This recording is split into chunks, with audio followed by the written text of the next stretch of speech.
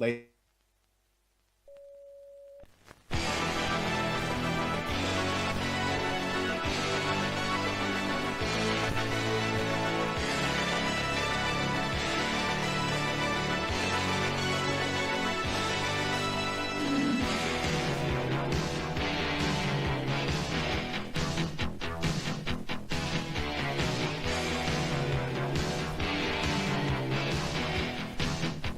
Welcome to the first choice.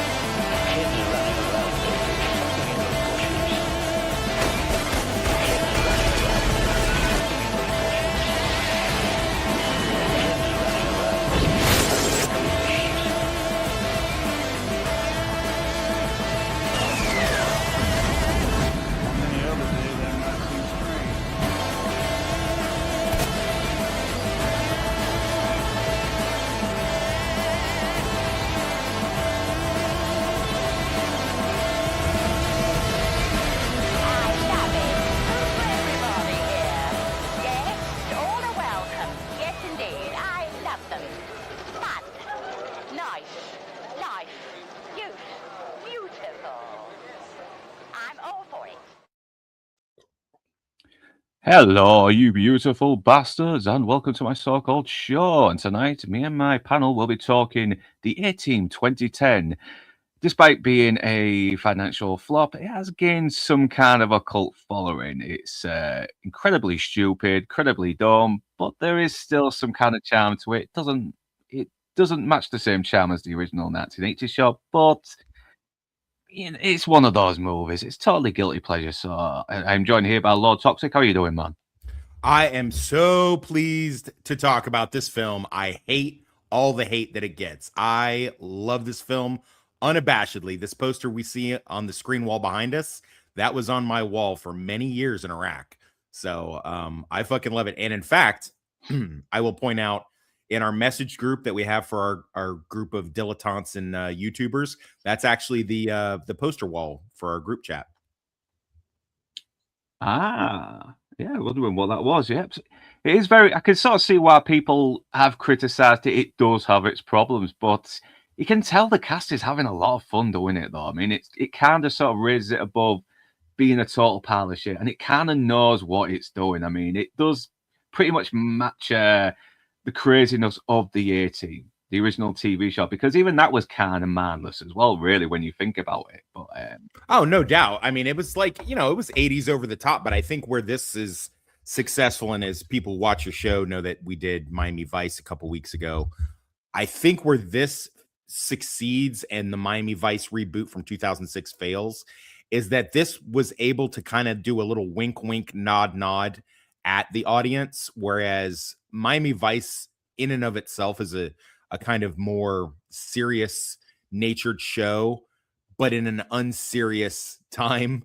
Miami Vice took itself very seriously. The A-Team TV show never really did, with the exception of like a couple episodes, or at least a couple things from a couple episodes.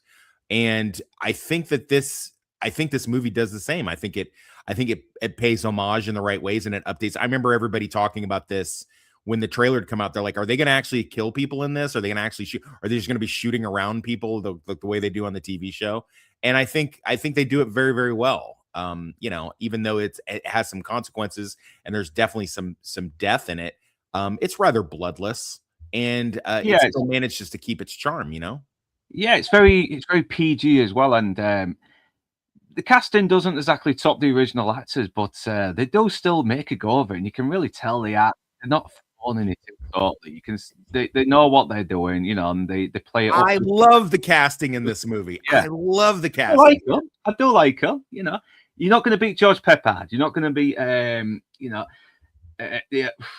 What's the fucking guy who played Mad Dog? You're not going to beat Mr. T, but they're still very entertaining to watch. The new cast, and obviously Bradley Cooper wasn't still that big star, but he was already gaining a little bit of attention with The Hangover, even though he'd already been in a few films before. Like, here's Inside Man. How you doing, man? You kind of disappeared on us there in the backstage. How you doing? Yeah, not bad, mate. Not bad. Sorry about that. My internet literally just dropped out briefly. So, That's what I figured. Coming on this as well, because I've not seen it. But I suppose all I can say to that is I love it when a plan comes together. Yeah, we love it, man. He did the thing. All right. The thing. Yeah. The thing is, though, this movie kind of came around the time where 2010 wasn't really having good luck with the summer blockbusters. It had some decent movies. I mean, Inception did pretty well. I mean, Easy A had a lot of charm and gained a lot of fans, and we had Kick-Ass as well. But the summer, it wasn't doing so well, even with Iron Man 2 coming out.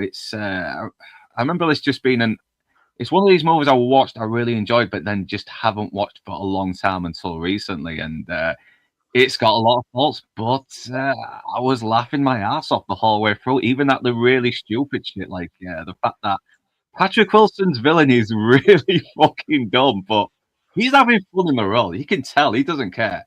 And especially the guy who played Pike. I mean, he's a much better villain in my opinion, and he really tells this sort of I love Pike. Psychopath. Yeah, I love Pike. Pike is about as close to a version of me during my contractor days as you could possibly get. In fact, I can say that. I was about to say he's like he's a very sort of cliched evil contractor type, isn't he? As in contrast to Hannibal's much more altruistic soldier of fortune. Because but they do kind of give there is some heart to it though, even though you can sort of tell there might have been a little bit of some rewrites in the while they were shooting this, maybe a little bit. Not really. No, we know this has been interfered a little bit, but I still think they came across what they were trying to do though. It doesn't bastardize everything that made the A-Team great, in my opinion. I see what you did there. Yeah. Can Hey, Cosmic Being on it. DJ Play Nice, how you doing? I'm Mr. Prez. Yes, our favorite toxic president. So, could I just ask a couple of questions about this before we kind of? Oh yeah, feel free, man. Feel free, man. I know nothing about this apart from the fact that it's Liam Neeson and it's the A-Team. Right. So, firstly, where are they veterans from, or what are they veterans from? Because obviously the TV show was Vietnam. Yeah, so technically they're all veterans of the Iraq War. It's hinted at that Neeson would have he's been in so long being a colonel, he was probably in Iraq 1, so Desert Storm as well. The other three characters had been primarily Iraq and Afghanistan. Right, okay. Yeah. And so it follows the same kind of premise as the TV show, I'm assuming. Within reason, yeah. I mean, the bare bones of it, which is a team of special ops, A-Team, gets framed for a crime they didn't commit. In the TV show, it was the Bank of Hanoi at the end of the war. This one would be plates that can recreate the dollar in Baghdad. So pretty similar premise. Right. And then framed for the murder of their commanding officer. So, and then that's it. But that actually happens. We get a bit of a prequel or a prelude, if you will, at the beginning where it shows how the team actually comes together. Hannibal had taken it upon himself to go rescue one of his military intelligence guys, which was Templeton Peck, face man Bradley Cooper. And they're in Mexico. Bradley Cooper had gone rogue and done something silly for a girl, because of course he did. And in doing so, he not only runs into B.A. Baracus's character, played here by Rampage Jackson, but they also recruit in order to do a getaway to get back into America, they recruit a crazy pilot, H.M. Murdoch, at the VA hospital on the border. And so that's how the team effectively comes together. And it's a pretty cool scene. And that's right before the main credits. And then it flashes forward to the final days of Iraq, which ironically at the time in 2010 was the start of my career in Iraq. So we weren't quite done with Iraq at that time, but you kind of headcanon around that. And that's how we get into the rest of the film. Yeah, no, because that's the thing, because it goes, 8 years forward and 80 successful missions later. And I was kind of thinking, you know what, if maybe it was just a couple of years later, I think it might have been a bit better, because then we could have had the characters develop a little bit more, because I'd say so. There's the 8-year thing is really weird that they chose to do that. I probably would have had like 2 or 3, because there's a lot of logic consistency problems, not the least of which is the fact that they're all just barely above the rank they are at this. So at the start of the film, they're all basically this, like BA is a corporal, dishonorably discharged, and then you've got a captain and a colonel. And I mean, I get, we say colonel, he could have been a light colonel elevated to a full colonel, but again, 8 years is a long fucking time, even with my spotty military record. It's you know what I mean? Like you're gonna get promoted a little faster than that. Because it kind of would have made Face's character arc of sort of being the guy who can finally take charge and actually live up to making a very good plan a bit more impactful as well, because it's like, okay, you've just kind of been the guy who lets Hannibal do the planning for 8 years, and you haven't really stepped up. I mean, dude, you really need to fucking step up a little bit. 8 years is a weird choice in the writing. It's not how I would have played it, because I would have had them maybe do this like the opening thing in like 2000, because what the hell were they doing for that length of time before then? So I mean, I don't know. I would have done it a little differently if it was me. Maybe make it 2 or 3 years that they've been together, but whatever. I mean, it's a small nitpick, but it's definitely something that's odd. I know, it's definitely one of those films you got to leave your brain behind. I mean, it's basically a video game. That's what it is. I mean, I think it would have made a fucking great video game in my opinion, but it's I can sort of see people just enjoying themselves at the cinema if more people had gone to see it. And I mean, it wasn't a full-on flop. It just didn't make enough to make it a financial success. So maybe it is a flop, but it definitely wasn't enough to greenlight a sequel. And, so is Hannibal doing exactly what the George Papard Hannibal did, and sort of masquerading as an actor in Hollywood? Is not. No. We don't get that far. Basically, we get just far enough in the narrative. I think the way they had set it up is that it's all it's the war stuff. It's right before the war stuff, and then them breaking out of prison and figuring out who framed them. What was set up for the second one would have been all that stuff that we see on the show with the, them hiring themselves out as soldiers of fortune and things of that nature. I think that was the original plan, and that's what the makeup of this film basically is. So they keep it pretty streamlined as far as that goes. So do we have them being chased by the military trying to bring them in? The same way, kind of like the is it McGee character in Incredible Hulk? It's basically they get a combo thing of both Lynch, who is a CIA operative, and then you have Sosa, who is a military policewoman and special investigator coming after them. Twofold with working at kind of cross purposes, but at the same time both trying to get the A team for different reasons, and them trying to figure out who it was that set them up, because they know they didn't do it, and pretty cool stunts with the breaking out of prison, because they split them up into different prisons for different reasons, and it looks like that's all that's going to happen. And then Lynch comes in with a Mission Impossible mission for them to do, and they take them up on it to try to kind of clear their names. But yeah. And does the female? I think it was in the TV show. Was it a character called Melanie? Was it Melanie? Yeah, so the Amy character that's in that's in the TV series is the Amy. reporter that believes in them.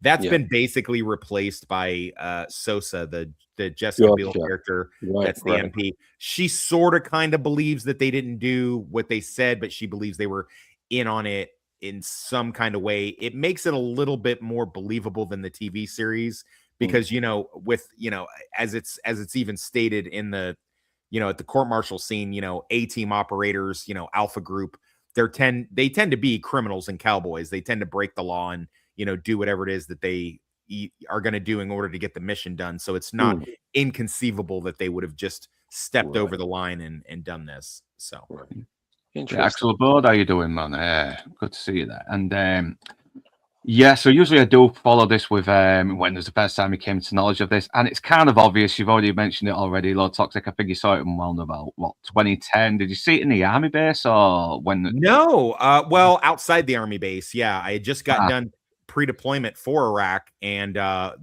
me and my whole platoon went to go watch this when at the end of the day when we got off training. So and we went and watched this movie. The commander paid for it, and went and saw this, and I found a cute little Hispanic lower enlisted soldier that wanted to help me cheat on my wife a bit. So she became my little Captain Sosa. No wonder you love this movie. She was so hot. God, she was hot. But yeah, and then I took my kids to see it like a week later, and then I watched it again on the flight on the way to Iraq. And I've been a pretty big fan of it ever since. I think it's really well made, really well cast. Everybody's just having a good time, man. And then I'd be lying if I didn't say that part of my latter half of my Iraq career being I wish you were too, Rebel Rose. My latter half of being a mercenary, I basically modeled myself after Brock Pike, in this movie. That actor, he's also one of the writers for the film. So of course he gets some great lines in the movie, and he gets to do some really cool shit. I think he's one of the best.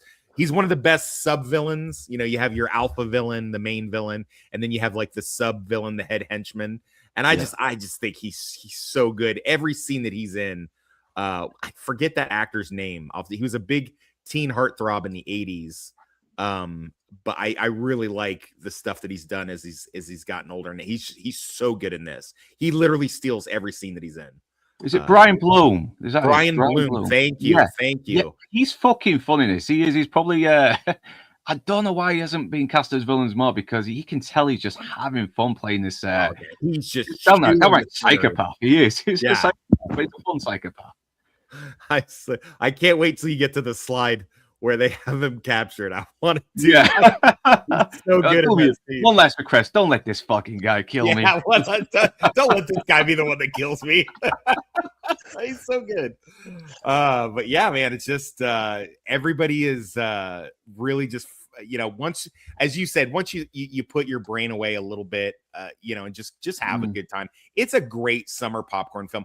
I'd be remiss if I didn't mention The Losers, which also came out the same time, and they are a kind of A-team, and I think they kind of split the audience on this a little bit. Although I saw them both, and I love them both, so I don't know why. Like, you don't have to choose between one or the other. Back when we were running the drinker group, this was like one of the poll questions that I would often come up with, like, is it, which one of these teams you want to come save you, and it's, the A team or the loser squad and stuff like that. So, yeah, I have only seen The Losers once, and it came, I think because it came out around about the time as The Karate Kid did as well, and a lot of films were happening around about this time, and I don't know why it must have gotten lost. Maybe it was the bad marketing, but I remember seeing enough trailers for it in the on YouTube and being a little bit hyped. It's and it is definitely a product of its time as well. It's very sort of like 2000s, even though it came out in 2010. But then again, so is the A-Team. That's a product of its time, but there is still a charm to it. I mean, you're right in certainly citing the fact that the A-Team, not that I've seen this, but it really, even the TV show was something that you had to switch your mind off for. It was, there was some outrageous things going on in that show. And I don't think anybody really minded, to be honest. They didn't mind, some of the clunky stories and the dialogue and everything. But most people just wanted to watch it for the cool stunts and the gunfire when nobody gets hit. I know, but that's the thing. They had good actors as well with some kind of charisma and chemistry to make it work, and they're all just fine as well. Maybe not as well as the originals, because sometimes there's something about the original that just gets it right. But I still love Sharlto Copley as Mad Dog. I mean, he really does convince as this complete nutcase, but he does still have his moments where he shows, he still cares for his team, and he's still very competent, a very competent pilot, even though he does a lot of batshit insane stuff, which will get any real person killed in reality. With the exception of Liam Neeson, everybody in this film campaigned hard to be in the part that they're in, up to and including Sharlto. I hope I'm pronouncing that correctly. Sharlto Copley. Yeah, I'm having trouble pronouncing his name. The guy from fucking District 9. Yeah. So he actually wanted this so bad. He was in his hotel room on District 9 and was just coming up with fake Murdoch scenarios and like filming himself doing it and sending it to Joe Carnahan, the writer director of the film, because he campaigned so hard for this. That's great.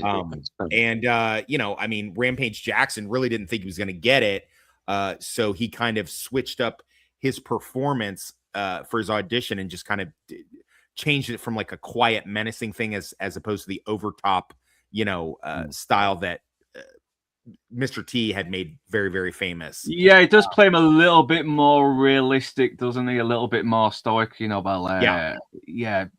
And he does convince as a fucking badass as well as this guy who just turns into this complete pussy every time he has to get on the plane. And the fact in this version, Mad Dog is the reason why he's scared of flying. It is. You keep calling him Mad Dog. It's Howling Mad. It's not Mad Dog. It's Howling Mad. Howling Mad Dog. Yeah, I'm calling it. Howling Mad Murdoch.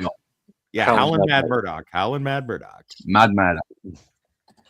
Why am I saying Mad Dog? Where the fuck is Mad Dog coming from? I don't know. Is that kind of a common name as well? Kind of wine you're drinking. That's the kind of wine you're drinking when you steal it off the homeless people after you burn them alive over there. Is that what's going on?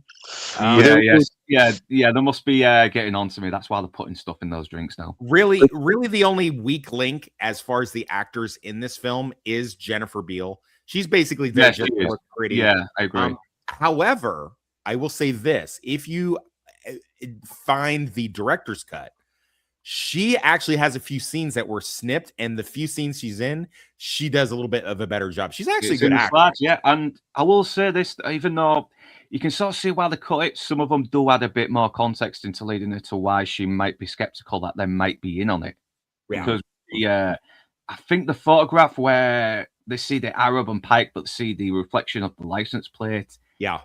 I don't think that was in the original, because I was watching the Disney original and getting slides for this, which is the uncut version, by the way.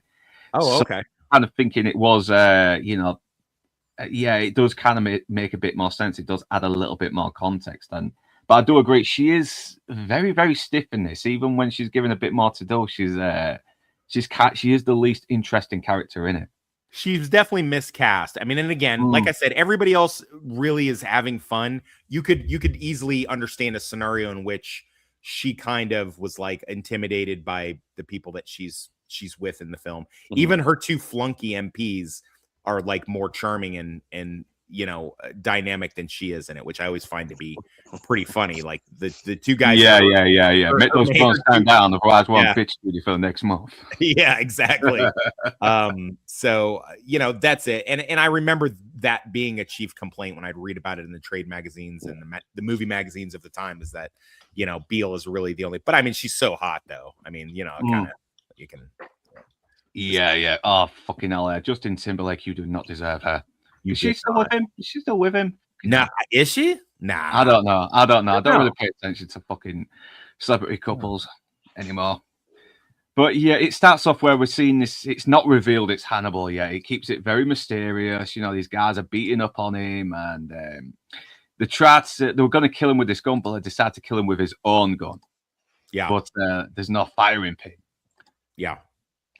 So yeah, and then this other guy comes over, brings over as well, and they send the dogs in to fucking chew him up. But then it's real funny. You don't see what happens to the dogs. All you know is that he's kind of put them into a state of submission and cuffed them together, and he just hopped up the shadows. Alan Silvestri's score of the A-Team comes in. It's kind of cool. I'm not going to lie. Silvestri's version of the A-Team is actually pretty cool, and you could tell Liam Neeson is really getting into it as well. The way he just sort of puffs on that cigar while he walks out of the shadows. Yeah, and he was, even though he was Asian, he was still a little bit young enough to still do a lot of the action scenes. So. Well, this was his during his Taken research. Yeah, you know what I mean. So, this opening with Rampage Jackson, it's good. It's a good set piece. It tells you everything, you know, that you need to know. And I think that's really well done here. You know, it gives you an idea who all of the team is and like where they're coming from. You don't need to, I mean, even if you're only nominally understanding of the 80s TV show, you get it. And if you are a fan of the 80s TV show, all of these beats will ring true to you. You'll be like, okay, well, that's what Hannibal would do. And yeah, that's what BA would totally do. That BA would come in this chop shop and wipe the floor with these guys so he could get his fucking van back and you know, things like that. I think it's well done. I enjoy it. Yeah, and these are very, very 2000s sort of like whip pan shots, aren't they? Where it closes in on the pity and the fool tattooed on his fist, and he's smacking the fuck out of these guys who have been. He's trying. Apparently, he's doing jobs for them, and he wants to get out. This is his last job, but they want to keep him in, and they're holding his truck as collateral, aren't they? So he's not fucking having any of it. He's just knocking these guys. He's beating them down, everything, and then. You get this guy sort of like showing off. This is definitely the Indiana Jones Saracen sword wielding scene, isn't it? Before Indiana Jones shoots him, except he kicks him like 7 feet away from him into a window. It's dumb. It kind of did get a bit of a laugh out of me. Well, right then you know what movie you're watching. Yeah, you're like, okay, so this is gonna be over the top, like, you know, bizarro world. You know, like you're in an A-Team world now. Like we're going to step away from reality a little bit, and this is going to be a little crazy. And then I find Rampage Jackson, I don't know much about him. I've seen him in like one other movie where he plays like a hood bad guy or something like that. I find him to be pretty charming in this. You know, for this being his first acting role, I didn't have a problem with it. I thought he was pretty good. I had heard rumblings that it seemed to be a little bit more softer than BA, in my opinion. BA is a little bit, but he still has a good heart as well. I mean, I think there was an episode in the original A-Team where they're sort of stuck in his cult, and the reporter lady, I forgot her name because I've only seen a few episodes of it, and she's scared of dying. But even BA tries to sort of reassure her as well that he's going to be there with her when you know, when she goes downhill. Yeah. So yeah, he's obviously glad he's got his truck back as well, and of course it's a cool little nod to the original show because of you know, it's the original fucking A-Team. It's the A-Team van. It's A-Team. You know, we had one of those in Iraq. Oh, did you? I've got a picture of it. I'll put it in the thing low below. Yeah. So yeah, we're introduced to Face now as well, who's about to be banned because he's been sleeping with this fucking general dictator's wife for summer as well, and you know, and obviously he's mocking him. He's very sure that Hannibal's going to rescue him as well, but at the same time he looks a bit nervous. And yeah, Hannibal must be a fucking good runner because he's running a lot, and he's managed to catch up to this truck who is just miles away not so while ago. Yeah, you got to really erase logic from the fact that you know, this movie just goes all out. It's very illogical because he manages to catch up to the front of this truck. As soon as BA puts on the brakes, he appears straight at the fucking side. I was like, Jesus Christ, man, what are you, a ghost of fucking ninjas? So he's obviously going to carjack him as well. And he doesn't, and I like the fact he really doesn't want to do him any harm as well. He just wants the truck to rescue his friend. He's a good guy. But of course he kind of nicks him, doesn't he? He shoots him in the arm, but doesn't really, it's kind of like a flesh wound. And he's very angry about it. He gives him a rag because he probably feels a little bit bad. But yeah, let's see. All right, let's see this then. Fuck me, man. That is insane. That is insane. Yeah, they had just basically this is my security team and the medic team. And then they just they did a little incendiary fire in the back so he could get this shot to put it up all on their Facebook pages and stuff. That's fucking a couple of the guys from the medic team, the little short guy with the white shorts, he had a band that he would play over there in Baghdad and stuff, and then he used that as like his poster. That chick in the middle, her name is Mel, and God, she was so smoking hot. She'd only sleep with special forces guys though, unfortunately. So but there you go. That's great. That's terrific. There you go. And there's the little. That was when I went. This is us in the movie theater, like us heading to the movie theater, and that's my little side piece right there. Oh God, she was so hot. Fuck. Yeah, she's cute, man. She got really fat, so she's fat now. So. Let's get. Oh shit! Yeah, I have to stop it and then share the screen again because it's very temperamental. But he does see the Ranger tattoo on him as well, and any sort of like ill feelings they have towards each other, they kind of reconnect because that's the Rangers, aren't they? The soldiers, their army, the brothers. You know, you have your back no matter what. Yeah. You know. So yeah, obviously they got to go rescue Face, and I think it's tough to got in time as well. It is. Sorry, man. It's okay. I think Face's introduction here is the most iconic and the most true to how this is the updated version of Face. Bradley Cooper kind of chewing the scenery a little bit, but it's obviously Bradley Cooper sort of playing Face a little. He is a little bit more energetic, isn't he? While the Face in the original series was a little bit more subtle. He was more 80s suave and smooth, and this one tends to be a little bit more bombastic. But I do like he's basically like pretending like he's running the scene while he's in he's in the middle of the cartel tire, and he's like about to be set on fire, and he's still sitting there trying to like talk shit. He's like, well, your wife's so hot, we both hate you. So.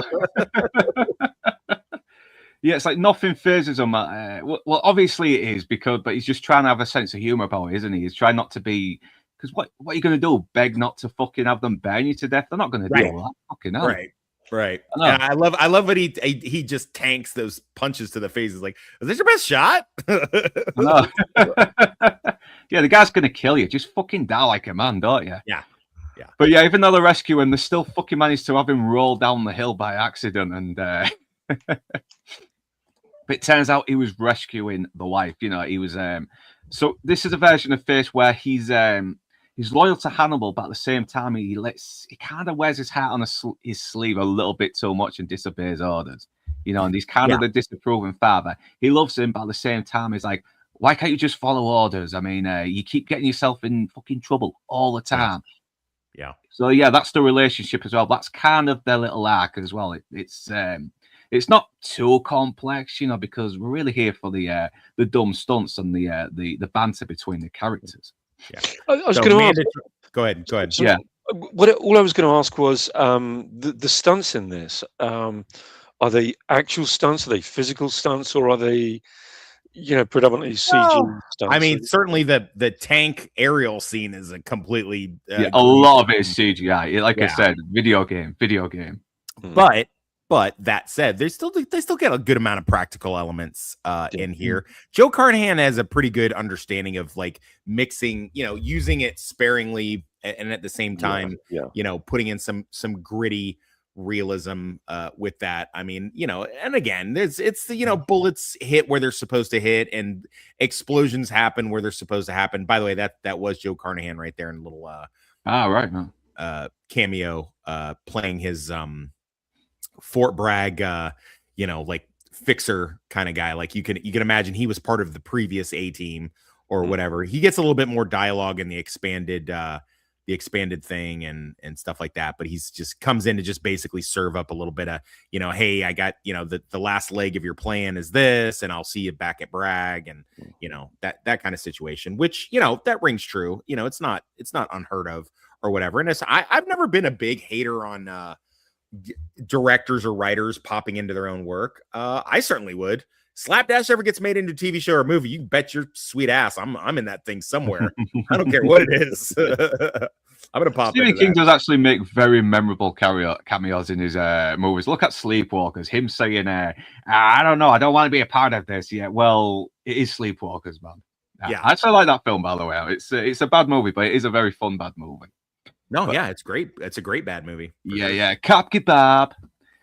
But so obviously he needs to find a pilot so he can get the fuck out of there because he's got a plan. You know, Hannibal always has a plan. He's on the jazz, man. You know, that's the kind of character he's on the is. jazz. He's on the jazz. He never says that in the movie, though. I know Yes. it's 10, but I think he'd still be a jazz fan even in 2010. I don't think it would have played as well in the updated version. People would have been like, "What does that mean? Jazz? What? What's jazz? I don't get it." I think only people that know the show would have really gotten that. So I don't know. You know, it's I didn't even think of it till you just said it. So I mean, make of that what you will. Yeah, so obviously he needs a pilot now, doesn't he? And BA needs to get fixed up. And this is where we get introduced to fucking Charlotte Copley as howling Mad Murdoch. He's so fucking good in this as well. He's just causing us this doctor. This is obviously done for real. He just starts this fucking car with tries to jumpstart this car with a defibrillator, and he just like boom and flies in the air and flips over. It really fucking had me howling laughing when I saw it. It was just great physical comedy there. It really, oh man, I don't know if they did a quick edit and had this fucking dummy just launched in the air, but if it's a real stunt guy, then props to the stunt guy, man. He's and I love that immediately. And this is very true to the show where the other two guys and anybody affiliated with the team would get annoyed with Murdoch's shenanigans, but Hannibal never did. Hannibal always thinks that everything that he does is with a purpose. Yeah. Is this a new person? Yeah, I think I've seen him before. I think I might have had him in chat before. I might have seen him in Lance's chat, maybe Facebook. I can't remember, but I've that name very much rings a bell. Yeah, hope you're doing well, man. I really do. So yeah, do you like the 18 2010 as well? Do you think it's dumb, stupid, fun, or all three? I mean, let me know. Yeah, I recognised you, man. Yeah, fucking glad to have you on. Yeah, we'll try and see if we can get you on the stream one day. He says it is Lance. He says it's Lance. Not my thing. All right, man. It's no problem, man. But still, yeah, glad to have you here anyway, though. You are always welcome. So yeah, he's posing as a fucking doctor. They're still, and he's like sewing like a lightning bolt on his scar, his little wound as well. And he's like, hey, you got a nice little. I'm trying not to get your tattoo. Surprise you if I told you I had one too. And he's like, you got something weird about your eyes, man. I love that line that he delivers it so well. He's like, something wrong with your eyes, man. It's like he's like I can smell crazy on you. Like, yeah, it's not the best actor, but he sells the fucking deadpan comedy pretty well. He does. That seems to be the thing with fighters. I mean, even Dave Bautista, despite his lack of acting ability in Guardians of the Galaxy, still sold the fucking comedy. So I think there's something about these big burly guys playing it all stoic that just makes it more funnier. But yeah, it's like this is a patient, not a doctor. And it's like, honestly, I'm a practicing doctor at Johns Hopkins University. He fucking bears his arm as well, but then he does sort of calm down once Hannibal approaches him as well, and you can see that I don't know, it's like someone just sparks something in him that calms him down and trusts him. So obviously he goes along with it as well, and they got to, and they think, well, why are we running away? It's like, who says we're running? And I love what the plan is as well. It's kind of so dumb, it's almost clever. And yeah, fucking howling Mad Murdoch just fucking knocks one of these ventilating fans down, and it crushes his truck, and the look on his face, man. His baby. He just got his baby back from these gangbangers, and this total fucking nutcase just destroyed it within minutes.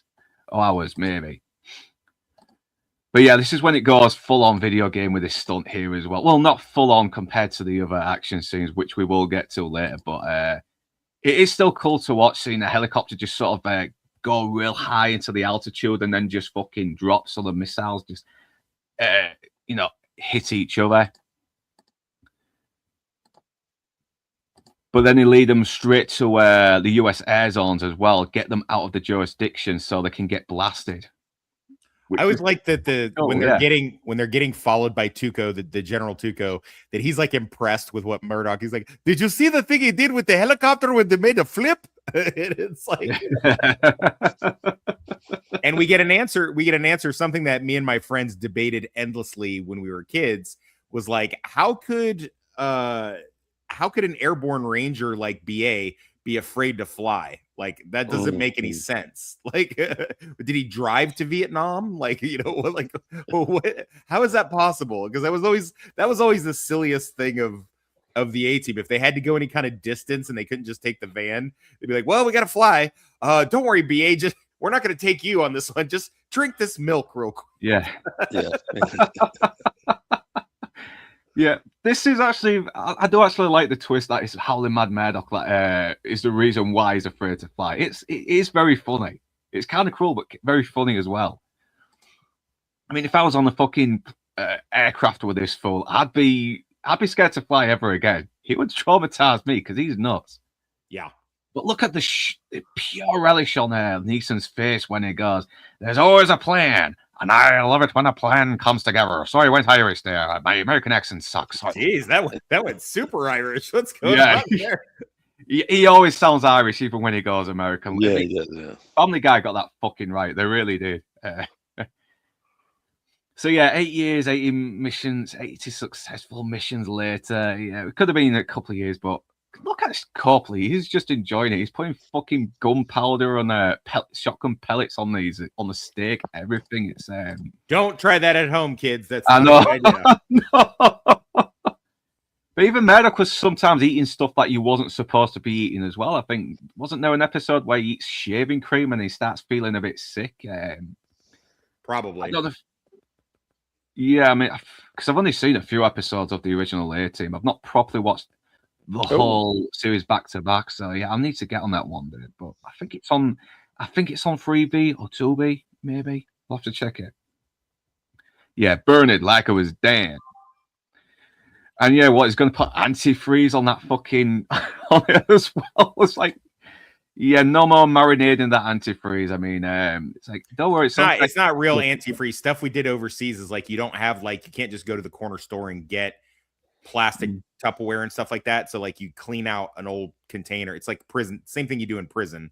Basically, you got to clean out an old container that had something in it before, and then that's where you put your stuff. But it's just a little cheeky in joke for, you know, like, oh, well, someone crazy would put their meat marinade in a fucking antifreeze container. Yeah, so.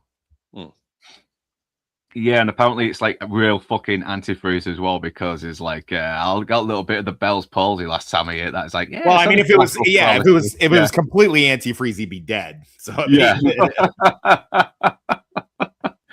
So the partial paralysis, and yeah, here comes Beale as Saucer, and she's a good actress, but yeah, like she said, she is a little bit stiff in here as well. But I think the whole point is for her to be the straight man amongst all these total loons, because nearly everyone's kind of crazy. I mean, maybe General Morris is a bit more of the straight man as well, because he does play the role with like he's in a proper straight drama. I like that they got the guy McCready McCraney for him, because, you know, he was also in a show that was on pretty much the same station, and I think on the same night with Simon and Simon as the private investigators as the A-Team during that time. So and then of course, you know, Major Dad.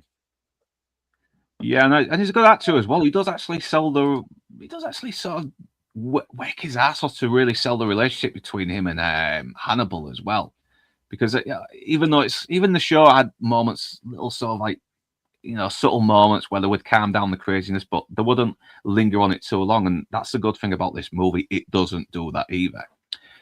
I didn't really care about the love story. I mean, she's probably obviously this career woman they had a relationship with as well. And yeah, once again, Quentin does get some good lines. It's like, if I broke every finger in your hand, would you still be able to do that? Yeah. But then we get the setup with the Steely Dan CD as well. So yeah, we kind of skip over it. It's like we want to get to the crazy stuff. I mean, I never really cared, but then we get Lynch played by Patrick Wilson, and even though he's playing it very subtly here for now, but later on he really goes full on goofball psycho in the second half. This is my favorite Patrick Wilson role. I got to tell you, I love Patrick Wilson in this role.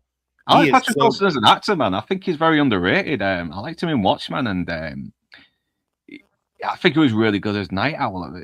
I even liked him in the bloody Insidious movies, even though they're kind of a guilty pleasure as well.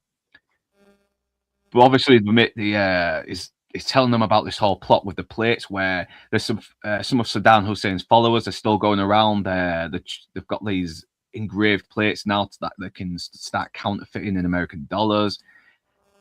And she's basically telling, Face that there's something going down in Baghdad and to stay out of it. So yeah, let me mute my mic. Anything is Oh, okay. As we a little musical. Yeah, I was hearing something in the background. Yeah, I can hear it was either a mobile phone or it's a very tiny bee. Yeah. El Diablo. It seems to have stopped. I was my dog. I've suffocated him, so we won't be hearing any more from him. So don't worry about it. The stream is more important. But yeah, I like the subtle. The thing with Murdoch is he's off and on each one of the team members' best friend, and he's like the heart and soul of the team. You know, he surprisingly is. Yeah, he has some good moments where he does end up. I mean, at the end where he helps Face found a bit of confidence in his plan when he starts second guessing himself. I mean, it is a surprisingly touching moment, and Copley really sells it. But I mean, that was something that's definitely been carried over from the TV series. Then, I always found him the most interesting character in the whole TV show. Yes, yeah, the guy that played him. I've watched almost anything he's in just because he's in it. So even though Dwight Schultz, is it Dwight Schultz? Dwight Schultz, yeah, from Star Trek Next Generation as well, which good actor, man, good actor, really good actor. But yeah, this little sing along they're doing to make fun of Sosa is pretty cute. I always like that. He's just like, he's like he's singing Diablo, isn't he? And he's only just realized it means devil, doesn't it? It means devil. Yeah, man. I like the little thing where they're just, because that's some shit you do on the FOB in Iraq. You just like you'll be back from a mission and you'll just fucking barbecue. And you'll get a kiddie pool and just fucking sit in the kiddie pool and fucking just sit there, just like drink a beer and you have bullet wounds and shit like that. You're just like, yeah, fuck it. I'm just fucking chilling out. So I like that. I like this whole the whole dynamic. And I like the fact that knowing what we know about what happens with the plot, and I don't want to spoil it too much for anyone who A, hasn't seen it, although I don't know why you'd watch the stream, or B, for our co-host here, Inside Man, knowing what we know about what's going to transpire, you watch it again, you can really see the general trying to talk Hannibal out of doing it definitely is as well, because we found out later that he's involved in it as well, and you can tell he doesn't want to break his friend's heart and let him know that he's gone that he's basically gone rogue in some way, for lack of a better term. Yeah, but he does sell it though. I mean, he gives this kind of powerhouse performance in this dumb little flick, and I love how he's like, you remind me of another guy who's kind of a weasel, and he wears a bulletproof vest in an armor base that tells you everything about this guy. But we found out a lot more about him later as well, and she's obviously watching them as well because she knows they're going to do something ridiculous. She's warned Face to stay out of Baghdad, but she knows they're going to end up doing it anyway. And this is in the deleted extended version as well, where she's sitting around watching them, and she realizes she's been had. But obviously Pike is going to be on this mission anyways, and he doesn't want that as well because he can do it without any bloodshed. Pike is a psycho. He's a mercenary, isn't he? Well, I loved. That he's a writer. That guy. What's his name again? Tell me his name again. The one Oh, that is it plays something Wesley Kelly, something like that? Is it? Shut up! Ah, how dare you? How dare you? How dare you? How dare you? You bastard! We love you, really, man. We love you, really. No, but the actor, what is his name? Brian Bloom, is it? Yeah, Brian Bloom. So Brian Bloom, he's a writer on this, so he picked he cleaned that it up, name for him. He's like Broad Pike. I have a Broad Pike. Get it? Get it? Yeah, I did look a little bit on the trivia, like he was asked to sort of clean up the script a little bit. So good on him, man. Good on him. Very, very underrated guy.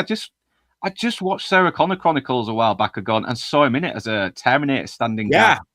Metals, yeah. He's only in a very short scene, but he sort of sells an emotionless robot pretty well. I think he's gone behind the camera more. Like I said, he was a big '80s heartthrob, and this is very indicative of like overseas. So you'd have guys that are like special group rangers, paratroopers, stuff like that, wearing like hodgepodge shit. Some of it's civilian clothes, some of it's military garb, and then a weapon or something like that. And then you've got, ironically, the guys that are not soldiers or not soldiers anymore, that are contractors or mercenaries, if you want to be a dick about it.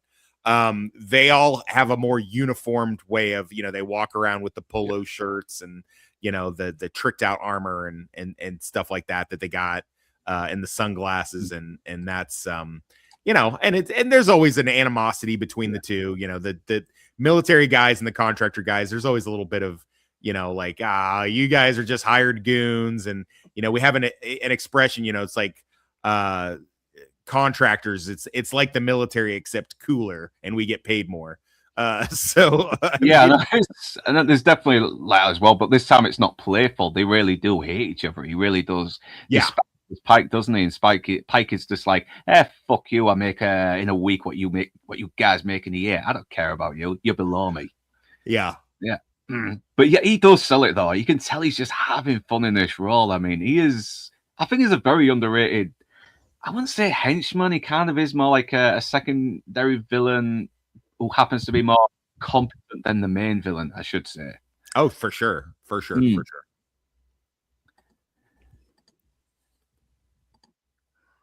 Yeah, so then they're doing the whole plan. Yeah, we get the obligatory plan exposition of, what they're going to do and how they're going to do it. They're going to jack.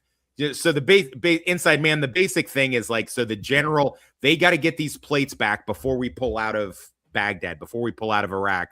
They need to get these plates that, the printing plates. We've got to get them back, right? And because once we're gone, then it's it. And then they're going to fall into whatever hands they fall into. They could ruin our dollar, blah, blah, blah, blah, blah, all this bullshit. Yeah, cause hyperinflation in it because it's printing money. Yeah. Maybe something like that. It's very complicated, but soon as more money just sort of comes in, more money gets printed, anything like that, it causes a hyperinflation. It's So the plates are the MacGuffin, and they've got two choices: send in the mercenary team, who's basically going to go in there and kill everybody, or send in their A team, which is going to do some bizarro, overinflated, overcomplicated, Rube Goldberg type, bullshit to get it without any bloodshed, basically. Yeah, because they've got to go around. This is from the deleted scene as well, where apparently they've thrown in decoys, haven't they? Yeah. Yeah. Which is messed up. This is actually pretty funny. Where she gets to do a little bit of tongue, it is like, who are you guys? And what do you, and one of the soldiers is like, I shaved my head. I got an extra 100. And she says, oh, did you get an extra 100? It's funny. I can see why they cut it out. They wanted to maybe get a bit of a pace because the extended version goes to like 2 hours and 13 minutes. So I figured, no, we want to keep it maybe under 2 hours. We don't want people, getting restless in seats and needing to go for a pee, whatever. But it is a still very funny moment. But yeah, this plan is so fucking dumb and convoluted. Only the A-team could do something like this. I mean, they got to get like a piece of metal to skid across the road a car battery, a microphone, use camera, magnets, ID pass, everything. They got to go through all this, jump through all these hoops and everything infiltrated. And I like the fact it's the fucking the mercenaries fucking car door they're using for the metal skids. It's kind of like and their car battery. It's like a fuck you to them, isn't it? Yeah, I like that Black Forest basically makes fun of the company I worked for called Blackwater. So I mean that's kind of like a little tongue in cheek reference here.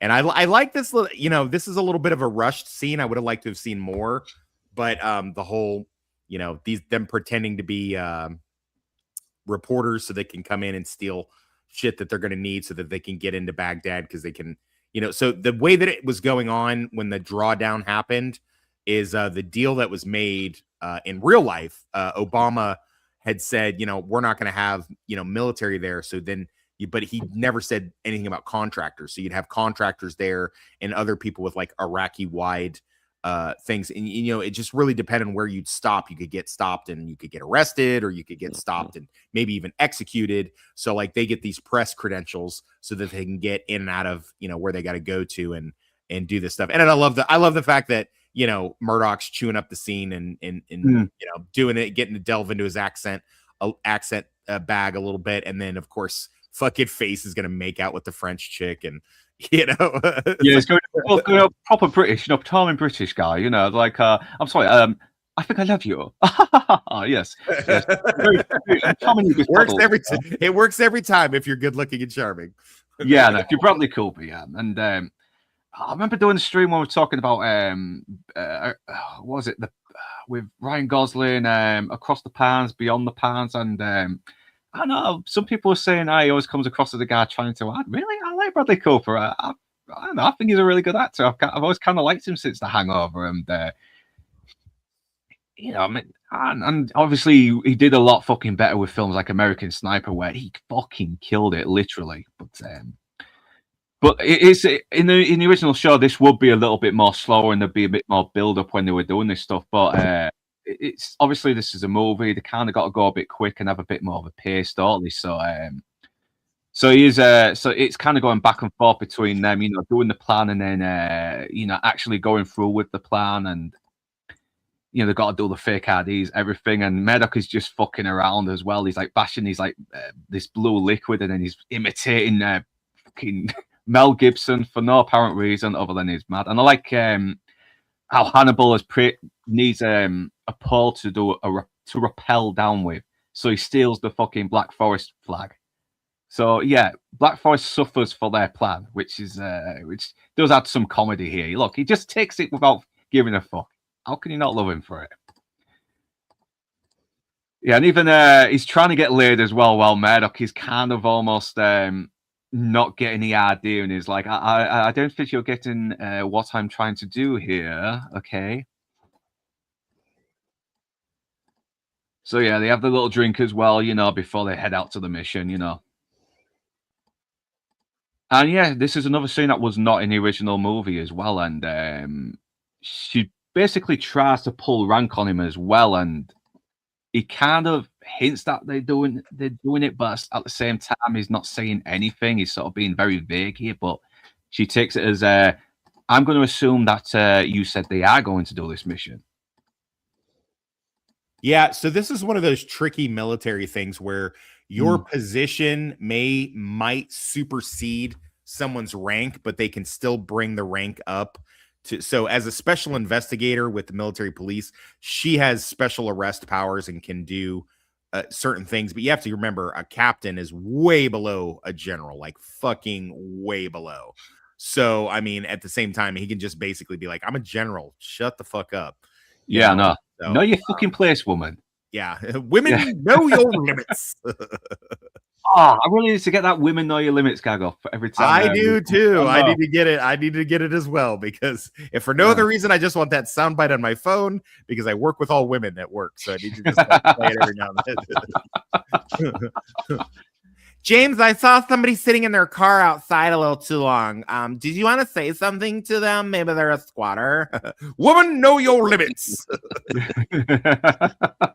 or the thing, or maybe we could get the soundbite from whichever James Bond movie that was, where he slaps the chick on the butt and he's like, "Go away now, darling. Men are talking." Yeah, Goldfinger. That's it. I'm gonna have to do a stream on that as well. I love that fucking movie. Yeah, run along. Men are talking.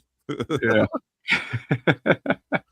Oh, we need to bring back the women slapping James Bond. We really do. Fuck this sensitive shit. Yeah. Come on. Sometimes it's necessary. Yeah, see, 50 no's and a yes means yes. Yeah, it still means yes. So they got to do this really. So we get more of the over convoluted plan where they got to really get them to divert from going to that bridge. Everything he's got to use the magnets and everything to go underneath the sewer, and use the magnets to go underneath the truck. It's all fucking really overcomplicated. And Jesus Christ, I mean, you really have to be very good to pull this off perfectly. Well, I mean, it's sort of similar in a way, and Joe Carnahan did wind up directing the Mission Impossible movies later. So it's sort of similar to that idea from like Mission Impossible 2, where, you know, the bad guy is talking, he's like, well, of course Ethan Hunt will come up with some super complicated aerial dynamic way to break in, and, you know, whereas, you know, you just, well, you know, a simpler solution, which would be kick in the door and just kill everybody, and then you could just take what you want. So it's just like, but I mean, it just depends on what sort of special forces you are. Are you gonna do an over convoluted plot thing, or are you gonna go in and just pop everybody? Because I mean, they both accomplish the same thing, just one thing is leaving a lot of hats on the floor. So I mean, I guess it just, you know, that's supposed to be the juxtaposition of what kind of soldiers vis-a-vis, you know, like, you know, trained killers. So, yeah. Plus, these are crazy fuckers anyway, so of course they're going to do plans like this. yeah, I know. But obviously, it's going to be the air support as well. But they're making it look like it's not going to be air support because BA's got this fucking fear of flying. And if you think after 8 years, he probably would have somehow got over it. But then again, how long did the A-Team run for? Like a good few years. Yeah. But yeah, I do like how it goes back and forth as well. It stops the plan, you know, the plan forming from messing with the pace of the movie because, okay, we want to keep this movie going. We don't want it to slow down. So, what was that, man? What was that? That's me standing up because I'm old as shit.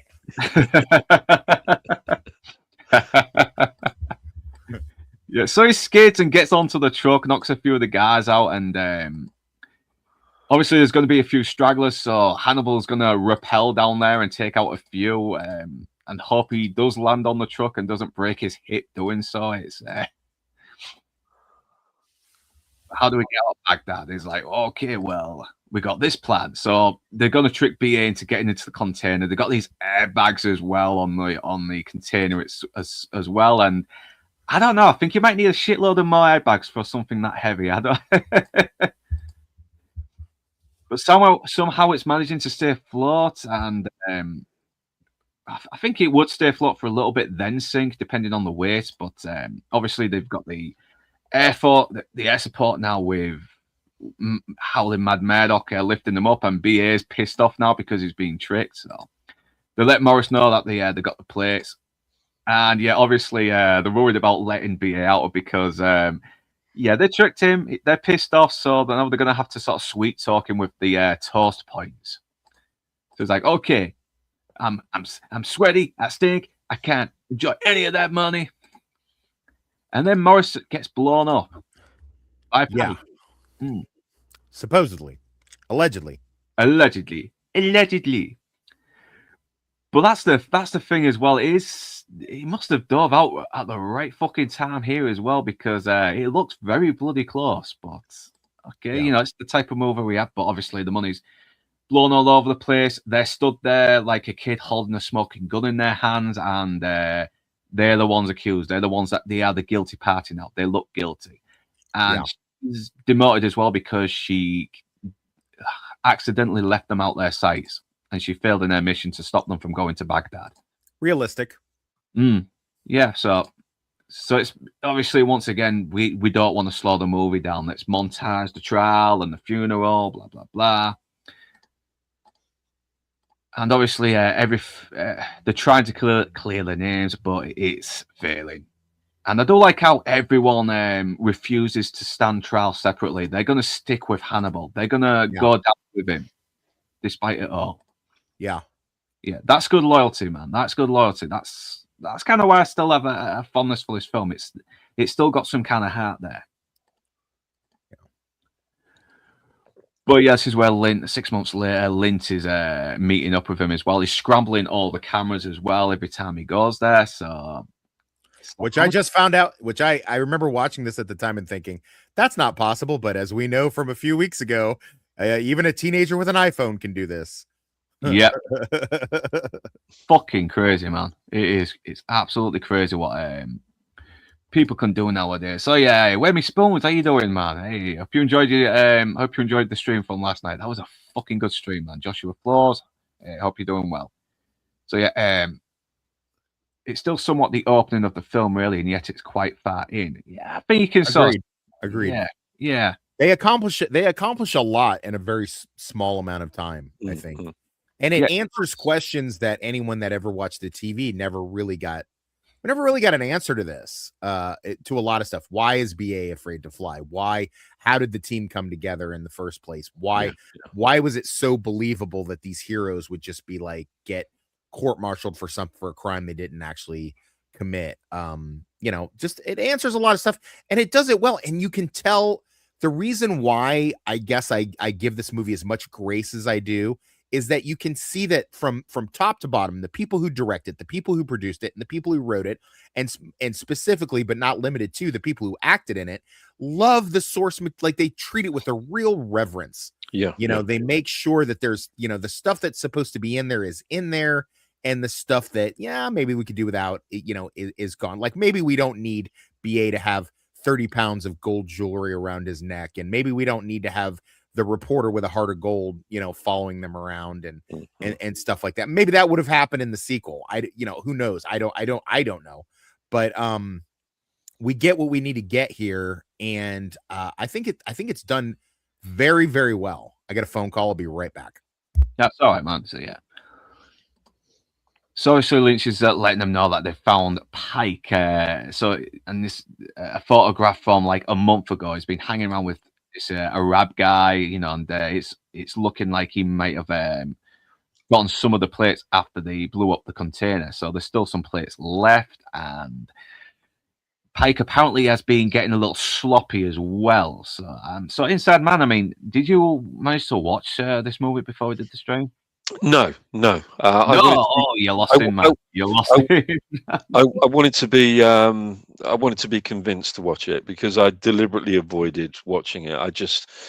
The moment I heard it was being made, I thought, oh no, please don't. It is understandable as well because the original just made such an impression on the public that, of course, had to measure up to it. But yeah, and like I said, it doesn't hold up to the original, but it's still a very fucking good effort. I mean, it knows what it is. It does understand why people liked the A-Team in the first place. Yeah.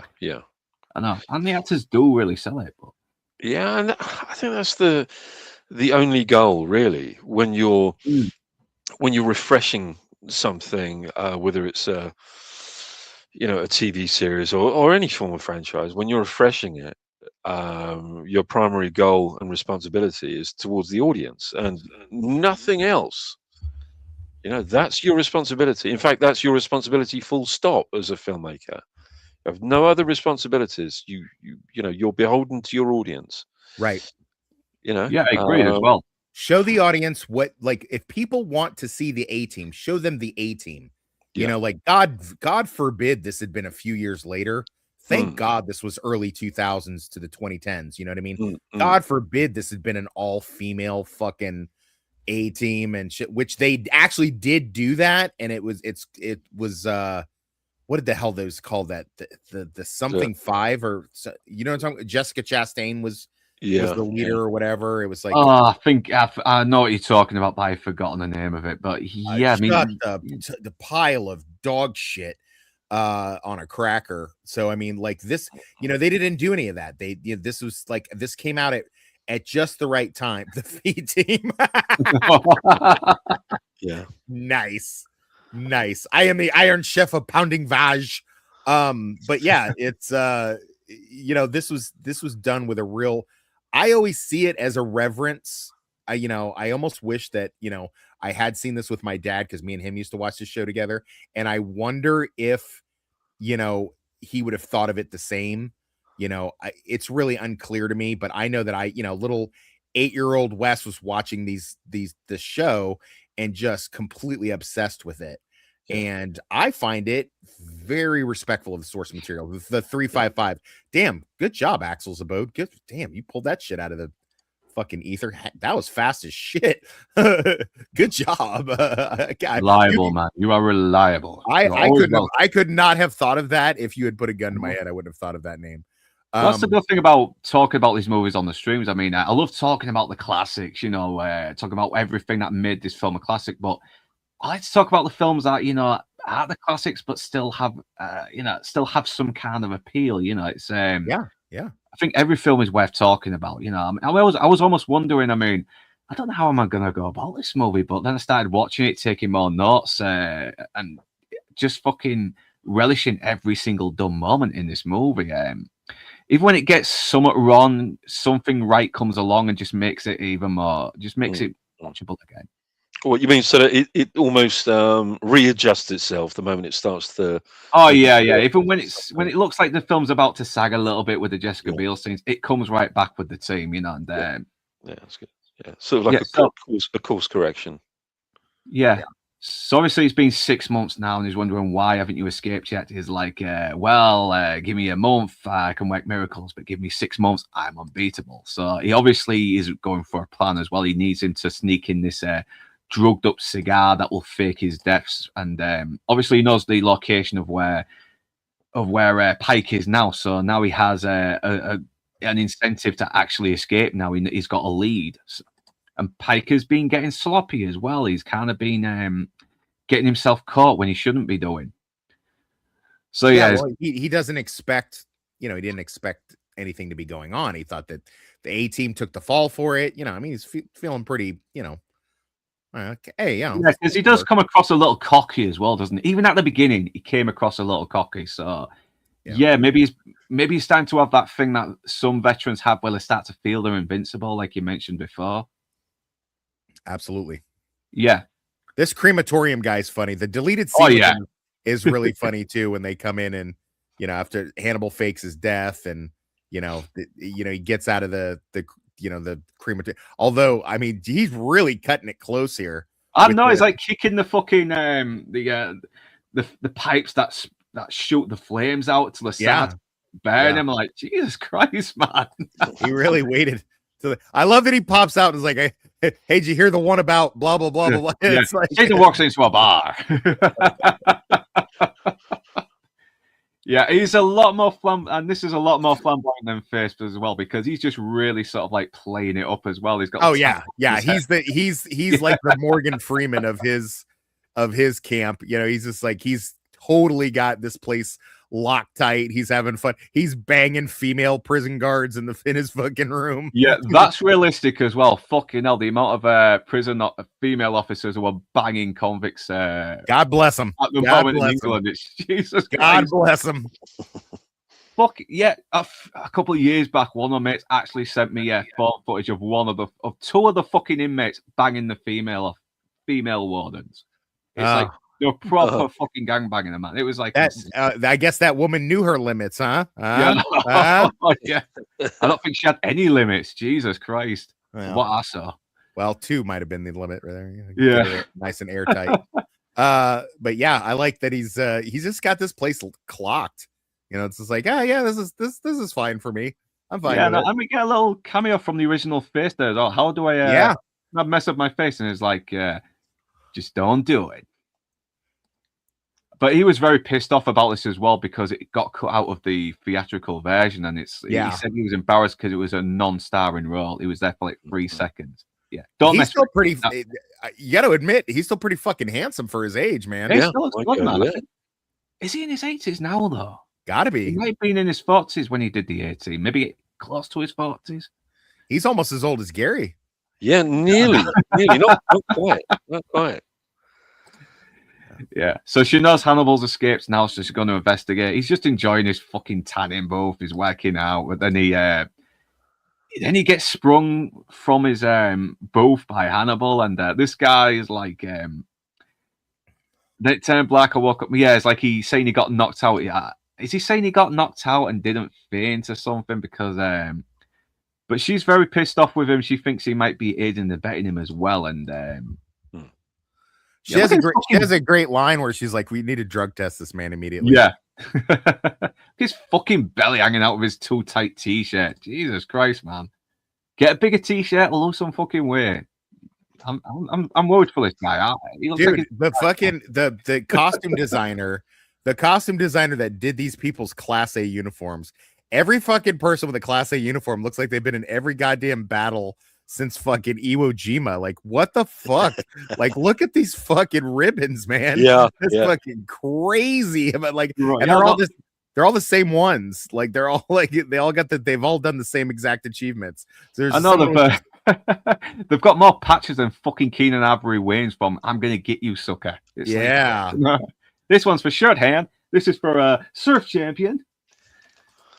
But you do get a couple more lines with these two guys as well, and they aren't the most memorable sort of comical duo for the straight man, but they still get some decent moments that did make. I like them. I like them. I like that she's got the two because that's basically how it works in the MP. Like, if you're a squad leader, you're a team leader, you're an investigator, you're gonna have two flunkies that are there to do your dirty work and drive you around and shit like that. So I like it. I like this with him Hannibal being more tongue-in-cheek than he was in the TV show. In the TV show, he had the whole, as Gary said, or Inside Man said, he had the whole costume thing, that made him a little quirkier and goofier and whimsical. Yeah. But here, Liam is just he's just having a good fucking time, man. He's just having fun with this, wow, face, you are really tan. And I like the fact that they like get into a little bit of a fight there for a second, because he's like, why did you break me out of prison? I had 6 more months and I had parole. But that's the thing. He needs this team, doesn't he? And obviously he's built this loyalty. They've built this loyalty that they become family, don't they? I mean, when you're in the trenches together, of course you're not going to fucking leave your friends behind. That's the kind of thing. Facts. I know. So yeah, so now they're finding out a little bit more about Pike and the Arab guy as well. So Hannibal is obviously leaving breadcrumbs here, isn't he? Because he needs them to fucking help him clear his innocence, doesn't he? He can't do it on his own. Even he and his team cannot do it on their own. But obviously they can't get the footage of Lint because the cameras are all scrambled, and so yeah, they need to find. So I think he knows already that Lynch is on them. He just needs something that proves he is a backstabber as well. Yeah, because he seems very sure of it from the straight off. So obviously he's playing on his good side as well. He's used him to help him get out, and because Lynch needs him out as well for the place. He's probably one of the only guys who can do it at the moment.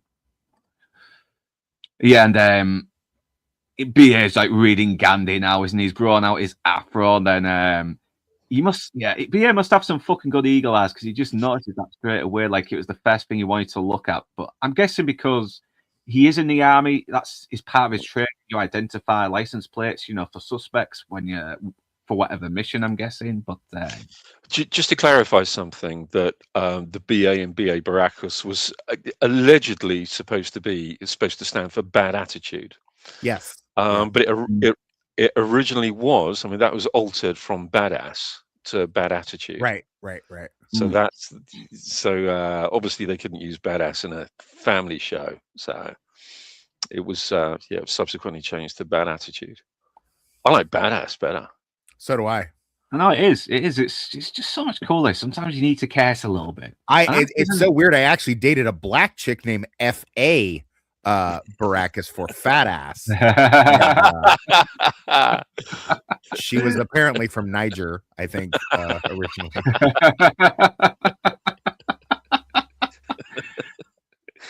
Yeah, I love the fucking line that comes after this as well, where he repels the door and he holds onto it and uses it to help him skid on the road to get to the back of the to get into the van, the truck.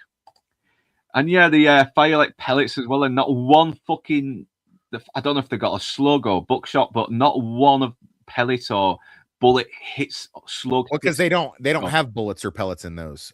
Prison guards don't carry. No, the shotguns are the 10 gauges and stuff that they use, or even the 12 gauges, they all have bean bags in them. Oh, that makes sense. That makes sense. So obviously she's got to find these guys, otherwise it's her ass, and it's looking like he's going to shave his hair off into the mohawk, but no, he's a man of peace now. He can't kill anymore. And I'm kind of hit and miss on that a little bit, because we want BA to be a bit of a badass, but I get why they were doing it. They want to give him some kind of like little character arc, and it is a little bit not very fleshed out, but it's the A-Team. Do we give a shit about that? We don't want to complex fleshed out stuff that's too fleshed out. No, we want to see these guys have fun and just do some crazy shit and enjoy doing it.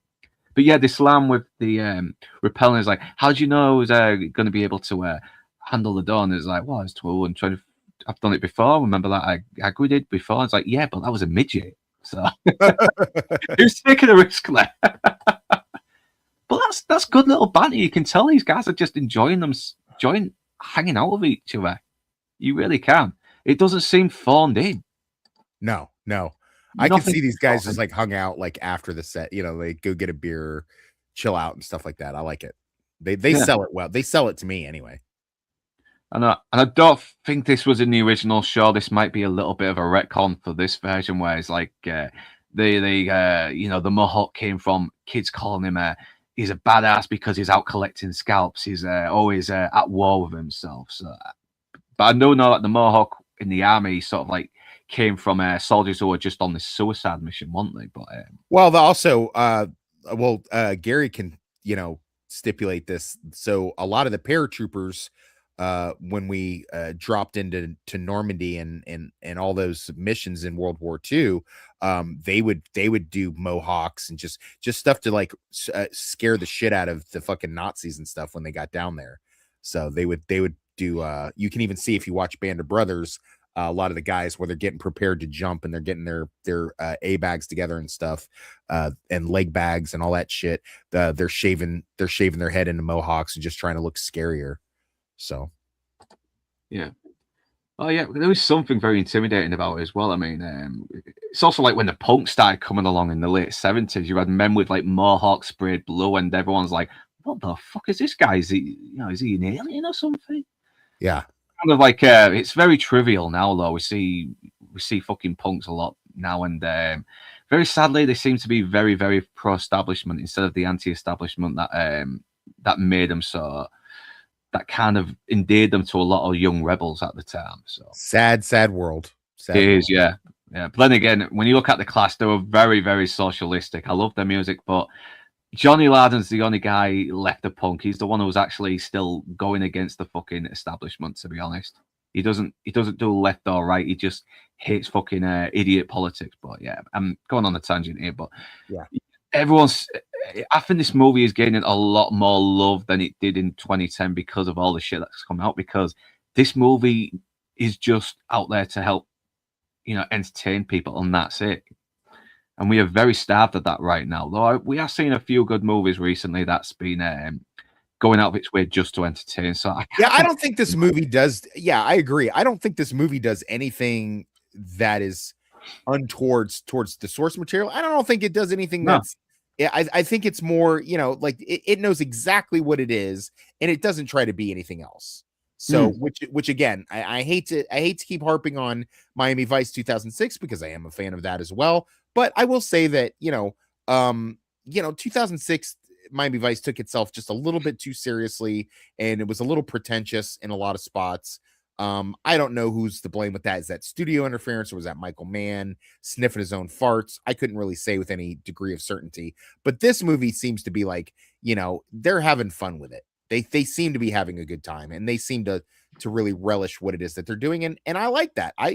It's a fun popcorn film, I know because the 2000s really thought, we aren't going to do anything colorful or campy. That's kiddie stuff. We're going to be dark and gritty and have the X-Men wear leather because we're all grown up now. But the A-Team was like, no, fuck that. We want to have fun. Let people have fun with these characters. Let's not make the fucking A-Team gritty and dark and morbid and brooding. That's not these characters characters. That's not why people like these characters. Yeah, I mean, it could have been, which would have been a huge mistake. I know. I mean, it's got a few little gritty moments, but it never sort of undermines the tone. This scene was not in the original cut as well, where it's looking like Murdoch is saying as well. He's saying a lot of stuff about taking responsibility, being considerate, blah blah blah. And she starts crying, saying thank you, and then she shocks him anyway, which is actually funny. And he's enjoying it.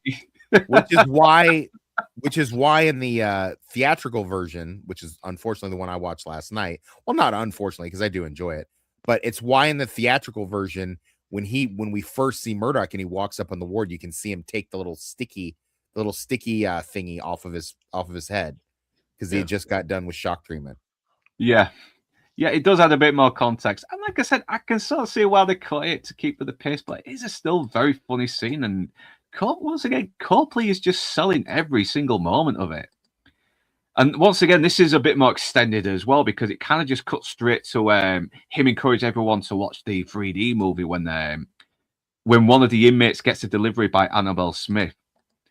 But yeah, it's like, oh yeah, it's like that woman with the from down there, the red hair, double amputee, professional hang glider. But I get why this was cut down a little bit as well. But yeah, he gets everyone to want to go see the movie, and yeah, he's doing all this stuff as well. He's like, don't look me in the eyes, Yes, don't look me in the eyes. That's a sign of disrespect. See what you're doing now. Yeah, he's playing the king and everything. He's speaking in an English accent, so he's obviously become a bit of a mentor to these nut jobs, hasn't he? In a way, he's kind of like their leader in a way. I mean, you're not gonna have an enjoyable A-Team movie if you don't have Murdoch in the psych ward doing Murdoch type shit.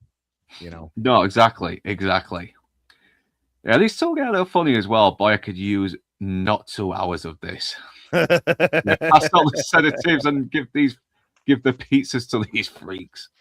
What amazed me about certainly the TV show was Murdoch, whenever he was in a psych ward, he could have gotten out any time he wanted. Yes, he could have just strolled out or escaped any time he wanted. But it was only when he was needed that he kind of got himself out. But it's almost like he enjoyed it, Yeah.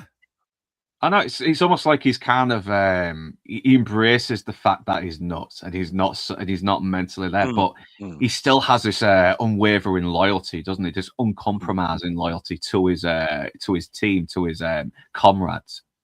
Yeah, and he knows how to fucking do crazy shit in an aircraft without getting everyone killed. He knows what he's doing. He's very competent at doing that shit insane stunts. But yeah, he sees the El Diablo there as well, so he plays the whole catatonic card, doesn't he? But obviously Annabelle Smith is a good code word because you see him light up, and that's a real good, show don't tell moment, which even dumb movies have to do. Because even when you're playing a dumb movie to an audience, you still shouldn't talk down to them. You shouldn't. So yeah, I like how all the crazy people cheer when the thing comes through the wall, just as if they justify their craziness. They're like, "Yeah, you see, it is real." I know, and I like the fact that it's got the original. This is just a lot of fun in the scene. Yeah, and it's got the original A-Team theme playing as well, but the movie's called The Greater Escape. I mean, yeah, this is such a cheesy world we're in. It is. Oh, Captain, your chariot awaits, and do let me know how it ends. It's like, and he says a nice little goodbye to Clarissa as well before the storm out, and oh yeah, they say you guys should see these bullets in 3D. Yeah, these bullets look like they're really coming at me. Yeah, and he sweet talks these guys as well into stealing the fucking plane off them as well. They don't really put on much of a fight, do they? Well, they're Air Force, so they're pussies. Yeah.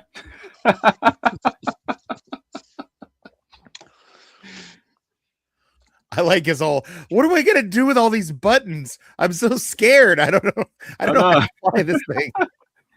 Yeah, they try to fucking stop them from setting off, don't they, by blocking, any room they have to maneuver. But it's no use because they end up nearly cracking the windshield. They'll even knock the tops off these jet planes, everything. These fights. But yeah, full-on video game stunt as well, where they've got these drones trying to blow them up and all, and this is my diversion because they die in this version. Yeah. So yeah, they're not dealing with anyone that they can kill in the army. They're dealing with drones, unmanned drones that have been controlled. But they've still got to get the fuck out of there as well. And once again, he's doing these really cool stunts, which is completely unrealistic, but it's so much fun to watch. And you can sort of forgive the the CGI, the obvious CGI a little bit here. I mean, it's still better than the fucking CGI we're getting in movies today. Mm-hmm. They need to she's trying to get them to stand down on the drones because she still needs them alive, doesn't she, to find out about the plates. So yeah, they're getting a tank and they parachute a tank down, and I love Face when he wakes up. He's like, yeah, you're still gonna get some kind of impact, aren't you? You're still gonna hit the ground a little bit before the shoots. The parachutes pop up. Yeah. Yeah, so it's like, what are the chances they think we're dead? And they're still firing at them. But thankfully, they're in like, they're below 20,000 feet, I should say. And so they can probably pop up and shoot at them. And unfortunately, BA's walking up and... Yeah. How did we get on this plane? Yeah. We're not on that plane anymore. We're falling. When did we get inside a tank? Recently? Yeah, once again, this is so ridiculous. He just pops out and he's just shooting, and he doesn't hit any of the cables holding the tank together with the parachute for some reason. Yeah, players are still trying to kill us. It's like, I blame you, Hannibal. Technically, we're not flying. We're falling, fool. But they get hit as well, so now they have no choice but to get back in, and he has to fly the tank by firing it in the ground as well to slow down the stuff on the phone. I know this seems ridiculous, but I've done this in Grand Theft Auto Vice City many times to great success. Yeah, so. This is fucking like I said, video game logic happens. Yeah, it is. God, they should have made this a video game. Fucking hell, they could have done a lot more with this as well. They probably could have fleshed the characters even more. I feel like the ghost of Toonie Boy is haunting us right now. Well, I myself have played the A-Team modular video game quite a bit, and you fucking robot! I'm sorry, my mother's yelling at me, chaps. I'll be back in a moment. We love you, Tony. We do. So yeah, this is my favorite scene coming up. Cooper looks like he's having the time of his life firing this 50 cal. He does. He's proper chewing up the scenery. You get this really funny CGI shot. How's my driving? It's funny. It's just funny. It really is. I like the old German wife yelling at her husband for throwing dynamite in the lake. You're a Schwindler! You dirty Schwindler! Yeah, it's cheating. You shouldn't throw dynamite at the fishes. Like, shut up with your nagging. And I think they kill him. I'm pretty sure they fucking kill him. He's never seen again.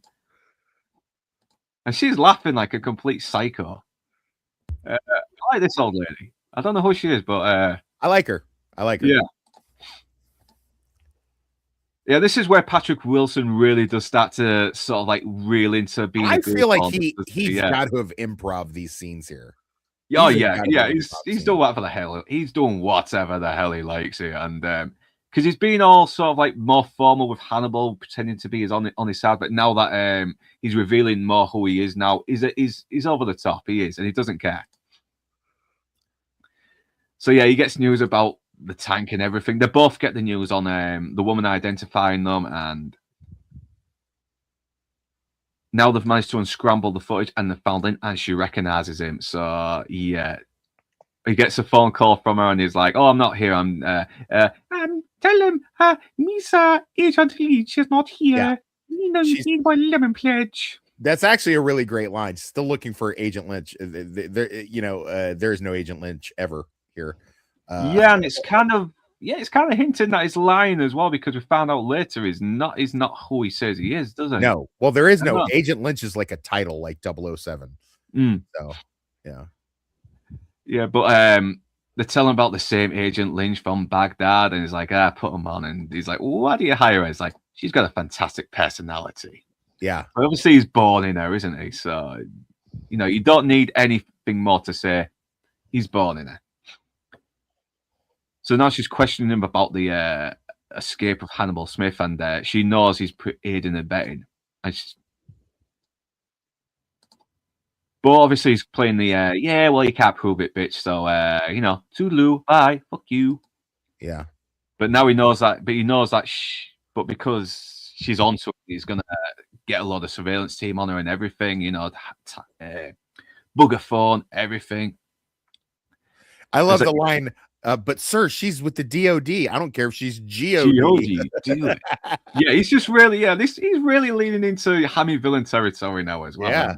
God, Brian Bloom. God fucking bless you. Motherfucking Brian Bloom is so good here, man. God, he's so good here. Yeah, he is. And this is where we get the extended scene as well, where I think they have the photograph of the license plate, so they're leaving breadcrumbs for her to follow as well, so they can clear their names. So now they've got to do this plan as well. They've got to make sure they don't get on the train to Zurich with the plates. And it's this whole convoluted plan as well, where it's just stealing them off the Arab.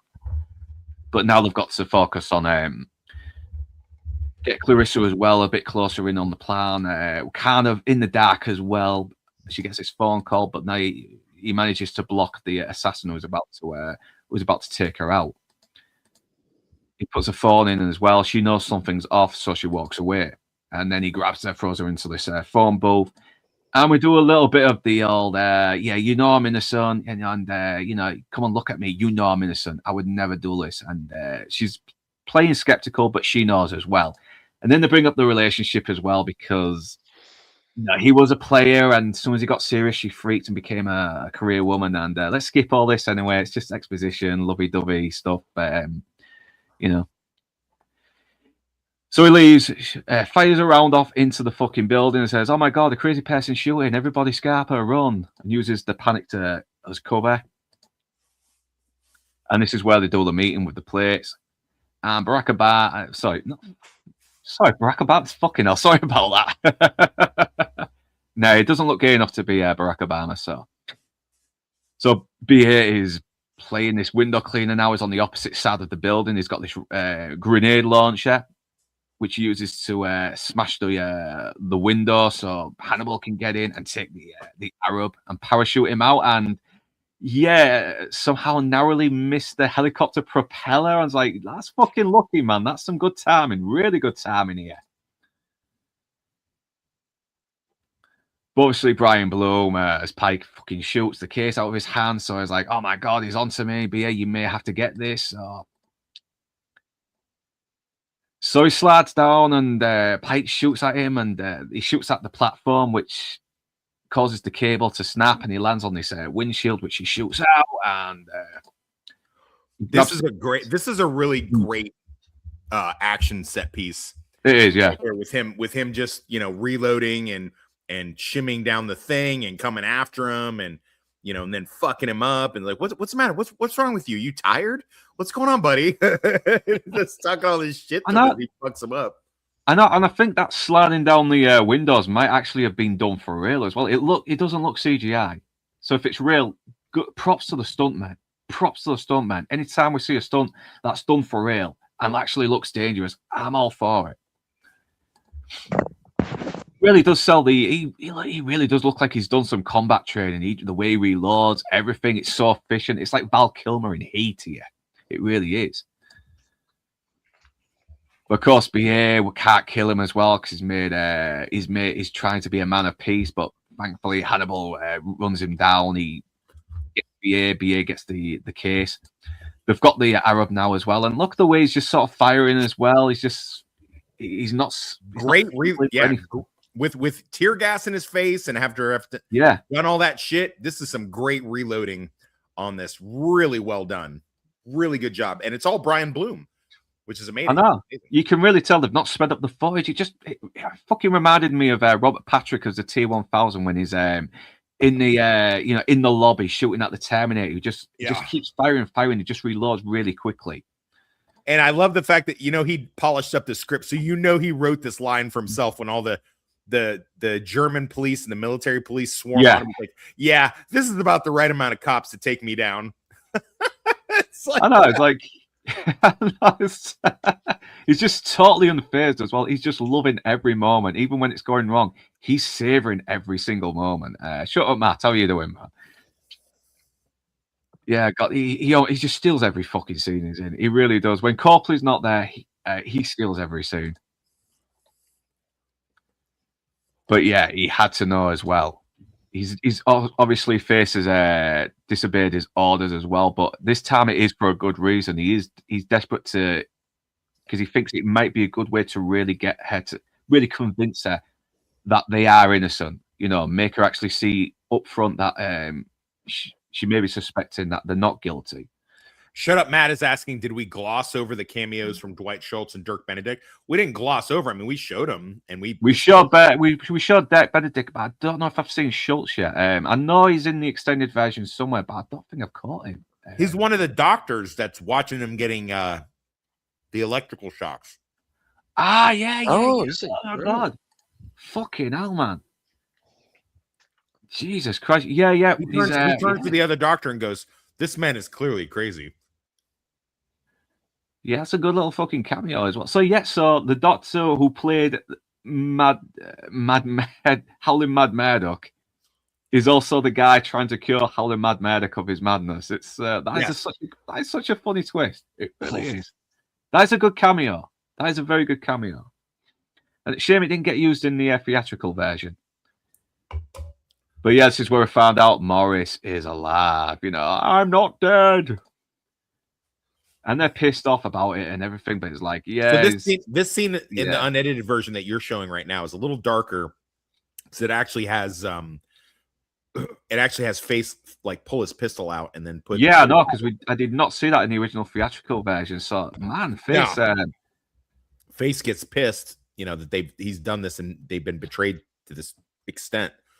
Yeah, and he does question Hannibal as well. It's because Morrison was very, very loyal to Hannibal. He was like a father figure to him, and he's like, could you do what Morrison did to me? It does add a little bit more layers to their relationship. So I think that's one of the things that kind of should have kept in, maybe. But he's letting him know he's got Morrison now, and he's like, yeah, we're not going to kill Morrison. You really thought I was just going to go ahead and kill this guy? I want you to fucking honor our deal and reinstate him. He's like, well, we will do as long as you kill Morrison and clear your names. So it's like, but you're going to have to give me a bit more time. Yeah, it's like, all right, give all the time you need. And he knows Lynch is going to backstab him as well. He's got him recorded, everything. And Lynch has the fucking drone ready to blast them to Kingdom Come. But yeah, they kind of have this little man-to-man about, like the soldiers, they're going to be forgotten about it. That's why he's doing all this black market stuff, because you fight for your country, and what the fuck do you get for it in return? So, which is kind of a very good, understandable motive as well for him kind of going rogue and indulging in criminal activities, because, we're seeing more and more, our veterans are getting neglected. People that sacrifice their lives for us. So this is still true even today. So yeah, particularly in the UK, let's just say. Yeah, especially in the UK. I would just like to thank all the taxpayers that pay for my medical and my retirement benefits. I appreciate it, and so they should. You bet your ass they should. Yeah, I mean.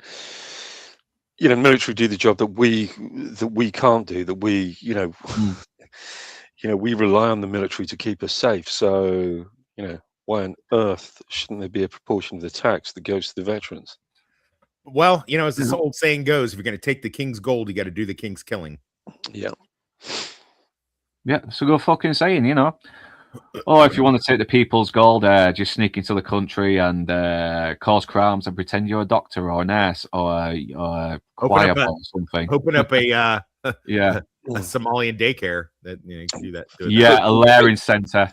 But of course, now what we've got is we've got the as I like to call him, the Harry, formerly known as Prince, doing his little tour for the Invictus Games. You know, all this kind of stuff that he's doing, sort of talking about veterans welfare, and getting paid for it, trying to look benevolent, but he's, you know, him and his wife are getting paid for everything that they do.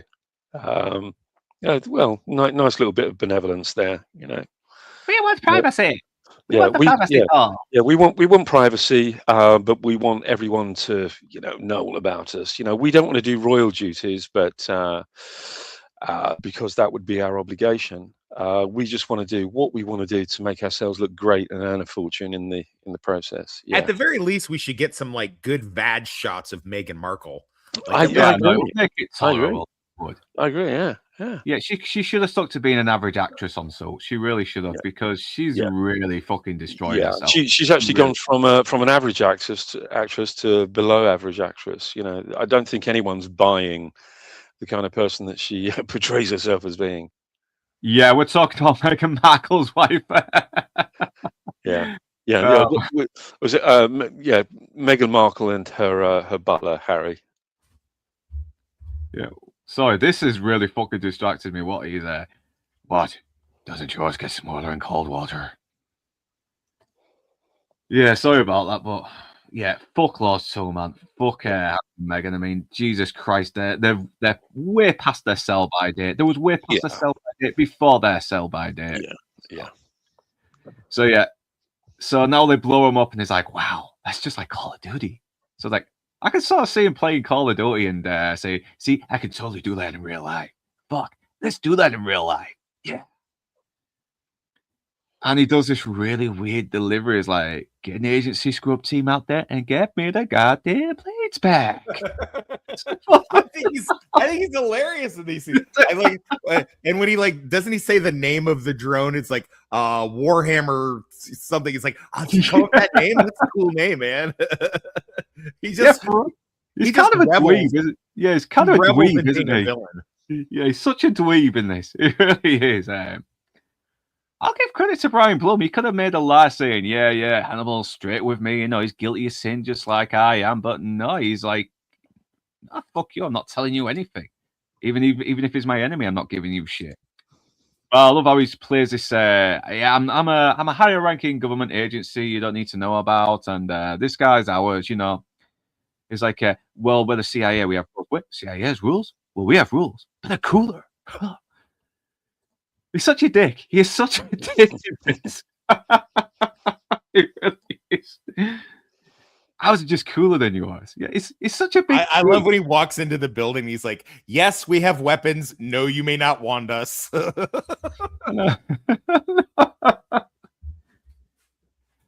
Yeah, if I could seal this room with you inside, I'd be doing the world a big favor. And it's like, that's not nice. Patrick Wilson, man, you deserve more good stuff. You really do. You really do, man. So yeah, like Morrison is fucking dead now, and he's advised them to stay close to the flames so the infrared drones can't identify them. Yeah, Murdoch's kind of pissed off about this all as well. I mean, so he's showing he's not totally nuts and he is still he's not oblivious to everything. There is still an awareness to him as well, you know. Yeah. So yeah, because it's kind of like in Tropic Thunder where he says, everybody knows you never go full retard. Well, never go full mental. You still got to have some kind of a humanity to you. Yeah. But God, this scene. This scene. This is one of the best scenes in the movie. The whole, we're going to execute this guy. He's like, well, we're doing this right here in the car? I know. Yeah, he's not a very good villain, is he, Lynch? He really, I mean, no. And his guys are all, his guys are all like Bush League team, and you got fucking this experienced operator with Pike just sitting there, just doing exactly what you should do. You know, like the whole time you're like picking the lock on your cuffs, you're talking shit to the people. Like, dude, you're putting it's called a suppressor. You go counterclockwise. You're doing it wrong. It's he's like pointing the gun at his face and everything. He's like he's screwing it in the gun while the barrel is facing him. It's like dude, where did he get these fucking guys? I'm not even a gun guy, but even I know you don't fucking do that. No. It's like, how's it going, Kyle? Oh man, it's just, and he just seems embarrassed for him as well. He seems heartbroken. Like, really, he's these like, are the guys that are going to kill me. It's like professional, like, critique of like, you guys are supposed to be at my level. Like, listen, come on, man, you guys are giving us goons a bad name right now. Like at his line delivery of, look, final request, don't let him be the one that kills me. Oh god, man, so great. Yeah, as soon as I saw this guy just doing all this stuff and reacting like this, I thought, oh god, I want to see this acting most. I would watch an entire film of just Pike doing fucking bad guy shit. You know what I mean? Like a whole like limited series of Pike the Goon just doing cool goon shit or whatever. I know. I mean, and the thing is, these guys have kind of got the mannerisms right, but they're just doing everything else wrong, aren't they? Right. But yeah, they get a call as well because they've been bugging Saucer's Lance, and they get Hannibal saying, listen, we got the place, we got Morrison, we need to meet you at the docks in LA, and he's real pissed off that they survived as well. And he's stamping his feet on the dashboard like a fucking kid. He is. Yeah, he is. He's immature. He's an immature asshole trying to be a big villain when you've got this actual professional here who knows what he's doing. He's like, pick the locks, and he's like, listen, don't cuff behind. Never cuff someone's hands behind, otherwise you can't see what their hands are doing. Never cuff a man in a seated position because you can't see what their hands are going to do. Yeah, but he draws his gun out of them as well, and even he's like, yeah, that was pretty fucking awesome, man. That really was.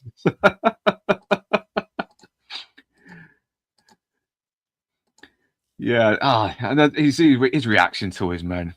Fuck me, man. Is like, are you all right, you idiot? Yeah.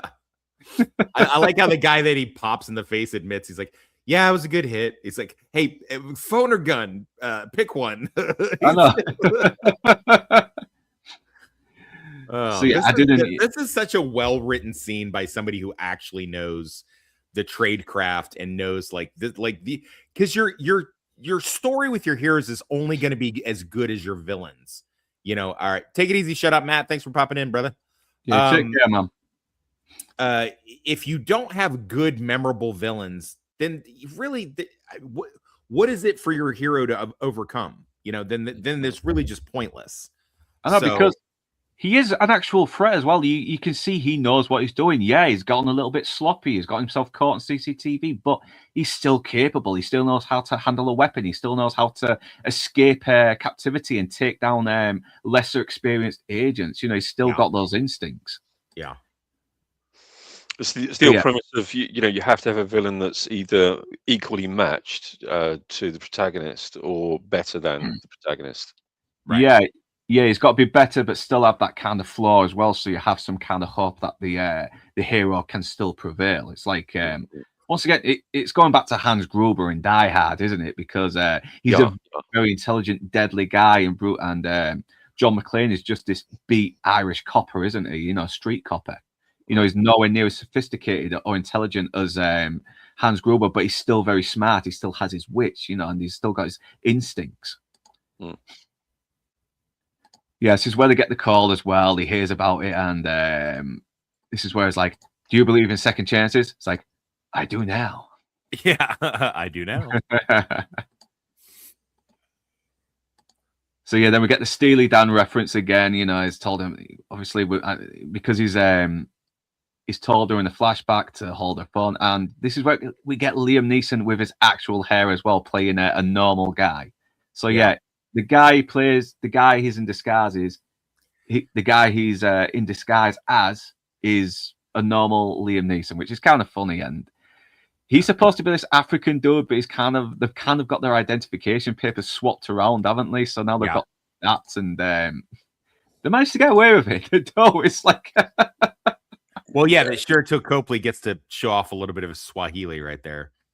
So Yeah, I mean, it's something that I mean, when you think about the TV show, you have Hannibal blacking up, or he's dressed as a Chinese guy, yeah, in a liquor oh, store, yeah. stuff like that. You think, oh. Miso Sali, 18 problematic. Yeah, this is one thing as well. I can't remember if this was in the show, but did Face actually have like connections with black market guys like he does here? Oh yeah. It's been a while. Like I said, it's been a while. I know he was like a very sort of smart, handsome guy. He was kind of like a little bit less eccentric compared to the other characters in it. But because even Hannibal in the original one was a little bit eccentric, wasn't he? He always had this sort of smile on his face when he knew he had he was always, whenever he formed a plan, he loved the adventure. He loved going out and doing this shit. Yeah. Yeah, but that's as much as I remember from the original show. I've only really seen a few episodes. I need to properly watch it all the way through. But it gets really good. The problem, like with many genre shows, it gets really good near the end of it. They really found their footing after they get like court-martialed and fake their deaths. Spoiler for 40-year ago TV series, but they finally get caught. They get court-martialed. They fake their deaths, and then they go to work for a CIA black operative team that kind of just takes them over. I want to say Stockwell, maybe, or I don't really remember, but this really great character actor, is just like helps them fake their deaths, and then they have to do like so many missions for him in order to get like their reprieve or whatever. So amnesty, yeah, their amnesty. So pretty cool. I like it. Yeah, like I said, I'm gonna have to. I think it's on.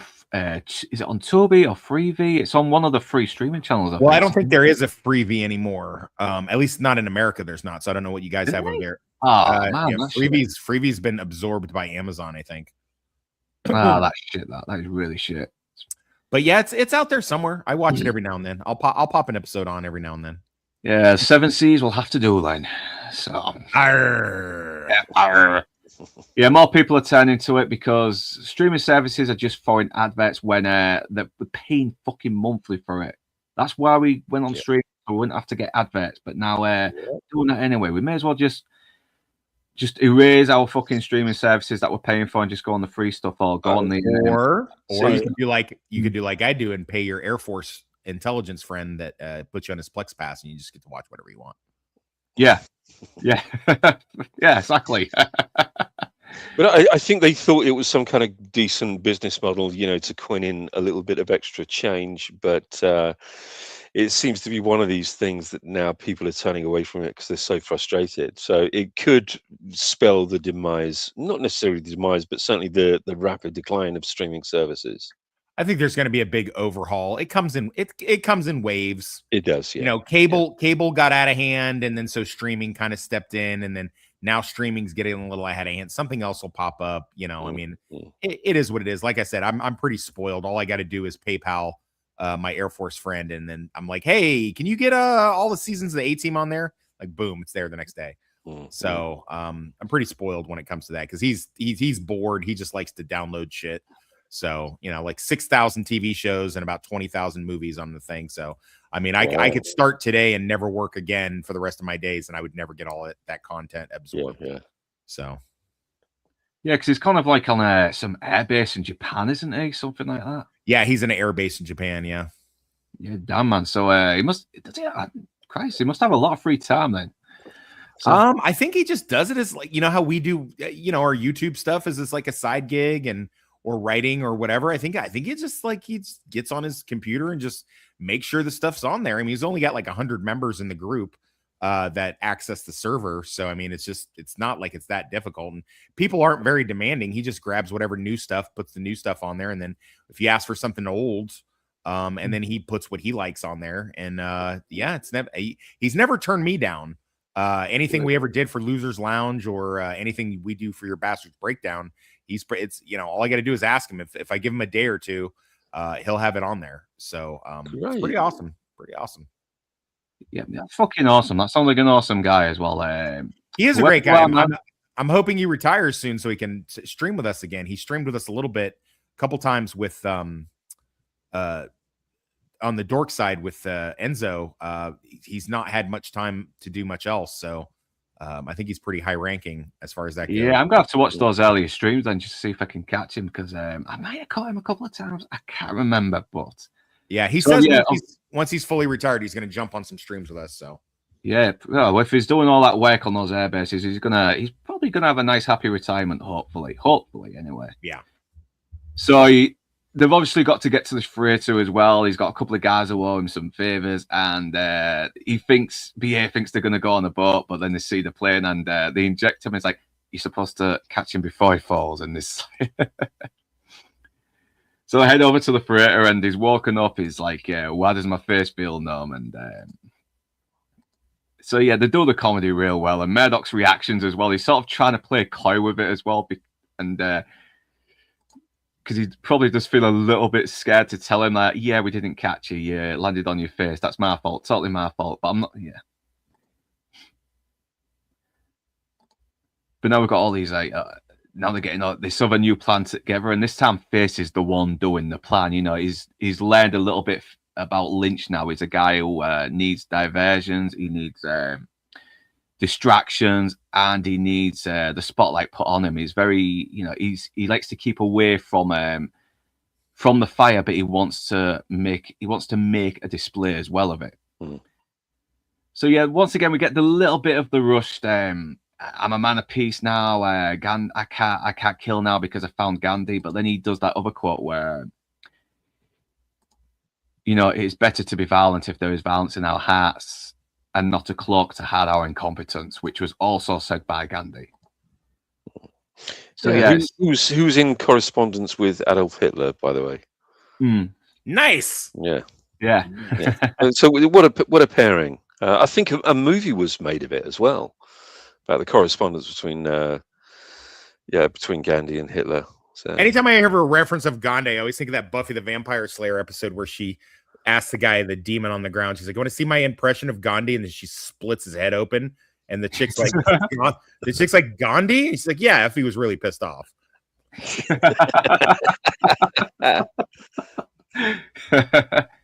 it sounds like the type of movie to have a nice meal with while watching. So, yeah. Yes, but yeah, we get the setup with the mask as well, which comes up later, and he's really sort of second guessing his plan as well because. Listen, Hannibal's the guy that does all the plans. You know, what am I doing? You know, I'm not Hannibal, and he does kind of encourage him as well. And he's like, "I trust you." He's like, "Oh man, you're adorable. You're really fucking adorable. You're a complete nut, but you're adorable." And even coming from you, that sounds crazy. And he's like, "I'm not that crazy," and I love that. I really do love that. Copley, you deserve more fucking work. You really do. So he's watching as well, looking over the freighter. He's waiting for him to pop out with Morrison because Morrison's a loose end. And he's watching the sniper team as well. And I just love his reaction later, but we'll get to it soon. So they head out with apparent Morrison, who's totally not dead, but is dead and is not a decoy. Yeah, once again, he gets a little bit of the, I'm way in over my head here. This was a lot easier with just plastic cups. So they do the distraction with the fireworks coming out the containers. Then they do the jeeps with the kind of a distraction. They're basically throwing like gas, petrol all over the fucking floor so they can light it up.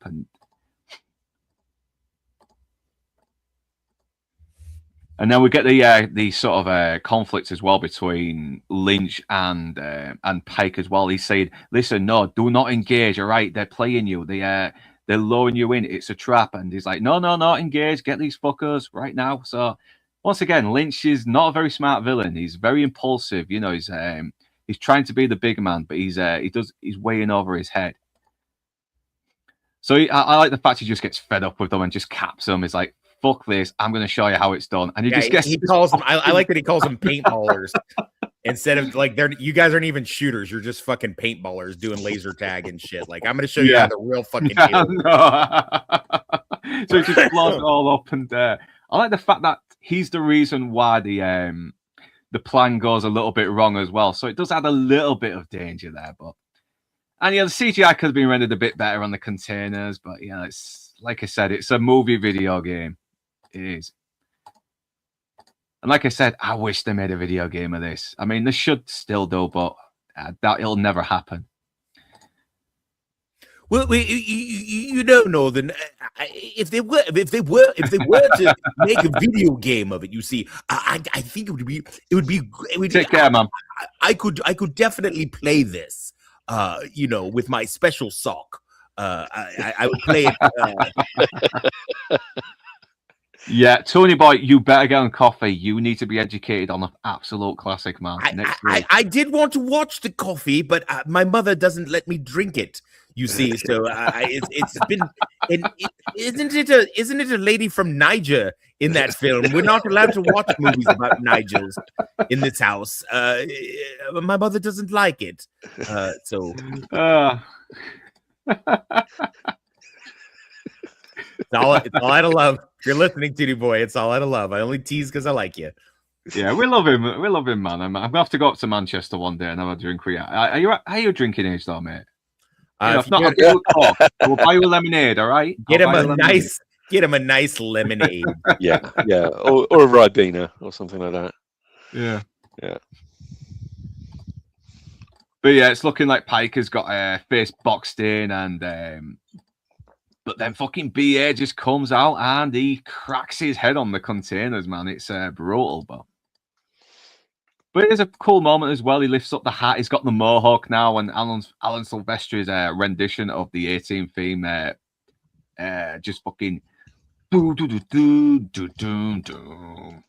What a great line. He's like, because when Face runs out of ammo on his M4, and he's like, yeah, close friends and bullets. Well, they always run out of you when you need them most. Yeah. What a great fucking line. Great line. Yeah. And then he's like, hey, all right, smile for me, gorgeous. Look into the light. I'm gonna take your picture. It's just like stare into the lens. Here it comes. And then BA comes and rocks his shit, man. It's fucking awesome. Lost the slides. Yeah, I know. For some reason it just won't go a bit further. Let me get back on. Give me a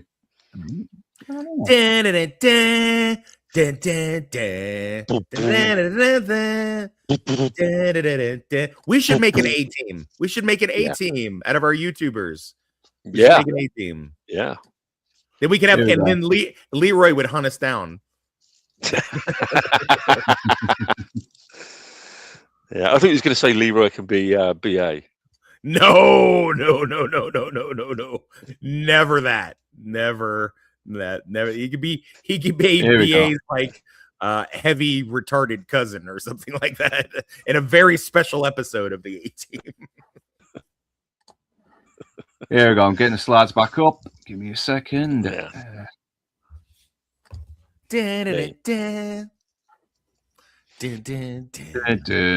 So yeah, Lynch is now.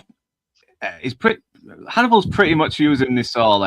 Lynch sort of like being all mysterious with him and everything. And why is this not work?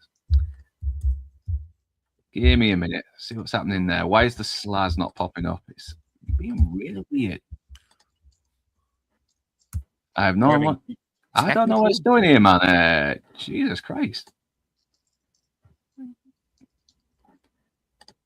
Let's get this up. Okay, I'm seeing it now, but it's not popping up on my window for some reason. So let me cancel that and try and get it back on again. Come on. Yeah, it's been weird. It's doing it again. It did this last time on stream, but fucking we'll have to do without for now anyway. So Lynch is hunting down Hannibal. Hannibal's using the whole Lynch echoey thing as well to try and be a bit theatrical with him, but then they get into a fight, and then Lynch is like, "Oh, that was very good what you did, the whole Lynch, and all the other distraction stuff." But God, it's really annoying. So then he shoots fucking Morrison, but it turns out that we found out later it's not Morrison. It's like, well, a few bullets with that cake don't bake. And he's like, "Oh, your gun, your witness, your gun, your problem." So then they get into a bit of a fist fight as well, and he was getting cocky as well with the Muay Thai and the Jiu Jitsu, and he's like, "Your Muay Thai is as bad as your Jiu Jitsu, Lynch." he shoots Hannibal, but then it's revealed that the big metal helmet thing that Murdoch was holding has paid off, and the containers lift. And yeah, he is fully exposed, and even he's kind of laughing his ass off about the fact that he's been caught. But then she comes over and says his real name, Vance Beres. And it's like, well, that's not my name. Well, why is there what with your name on like that?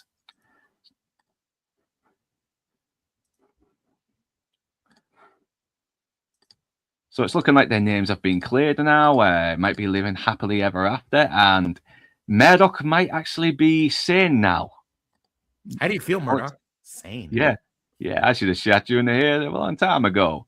And yeah, it's got the you see the Kevlar wraps around it and everything with the ketchup. Yeah, the ketchup packet thing was a little excessive. Yeah, this is it's very ridiculous as well. And it's like next time let Hannibal do the plans. But yeah, somehow he's still very cool about it though. Lynch, he's just been caught, he's been exposed, he's got his real name up there, and but of course it never really pays off later anyway because we did not get that sequel. So no, but yeah, so now the end stinger here, I put it down below if you want to play it. The end stinger thing is pretty badass because they decide, well, yeah, we cleared your name, we know you didn't murder anybody, blah blah blah, but you did break out of prison, and that's still a federal. I love it when a plan comes together. Oh yeah, whoa. I should have muted that. I'll have to stop the screen for now, and I'll play it later. So I apologize. Here we go. I got it. Okay, ready? I don't know why the window's not coming back up. I don't know. Still wanted by the government, they survive as soldiers of fortune. If you have a problem, if no one else can help, and if you can find them, maybe you can hire the A-Team. Yeah, because we get a real cool cameo from John Hamm as well as the real new Lynch. Yeah, the real Lynch. And I say that with a big question mark because is that the real names, or is it like you said, it's the name that's handed down to other agents? I mean, just for the fact that Morrison knew a Lynch, Hannibal knew a Lynch, the new team knows a Lynch, and then another Lynch comes in. I mean, because he says it to the Patrick Wilson Lynch, doesn't he? Saying, "I knew a guy just like you," and he didn't trust him because he's a dodgy government sort who seems to be above the law, and he's got this higher level clearance that most high clearance level agents don't seem to have. But because, like you said, they broke out of prison, they've still done something illegal, even though they've cleared their names of the plate. So. It's almost like the Agent Johnson cliche, isn't it? Yeah. What, from Die Hard or? Well, there's Agent Johnsons Johnsons everywhere, isn't it? Yeah. And they, throw a stick, you'll find a movie that's got an Agent Johnson. Yeah. I'm Special Agent Johnson. This is Special Agent Johnson. No relation. Yeah, Johnson and Johnson.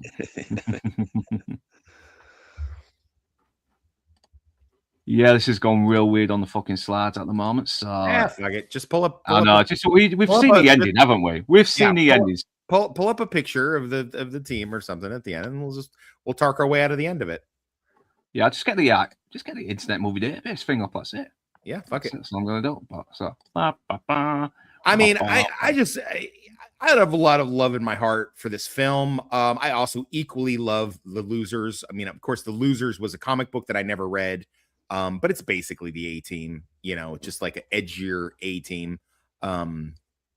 They both have a lot to offer for what it is that they are, and I like it. I'm here for it all day. Like everything that this version of the A-Team had to offer, I liked. I would have loved to see a series of this. I damn sure would have liked to have seen a more series of this than stupid ass. It would have been good, yeah. It would have been good as well to sort of see them really grow more into the roles as well, because they've got something there. They've got something that's very sort of faithful, but a little bit different as well, isn't it? So because we don't want to see them do an impression of the original. No, I want them to make it their own thing with still being loyal to the source material, which I feel that they do. I feel it's pretty loyal.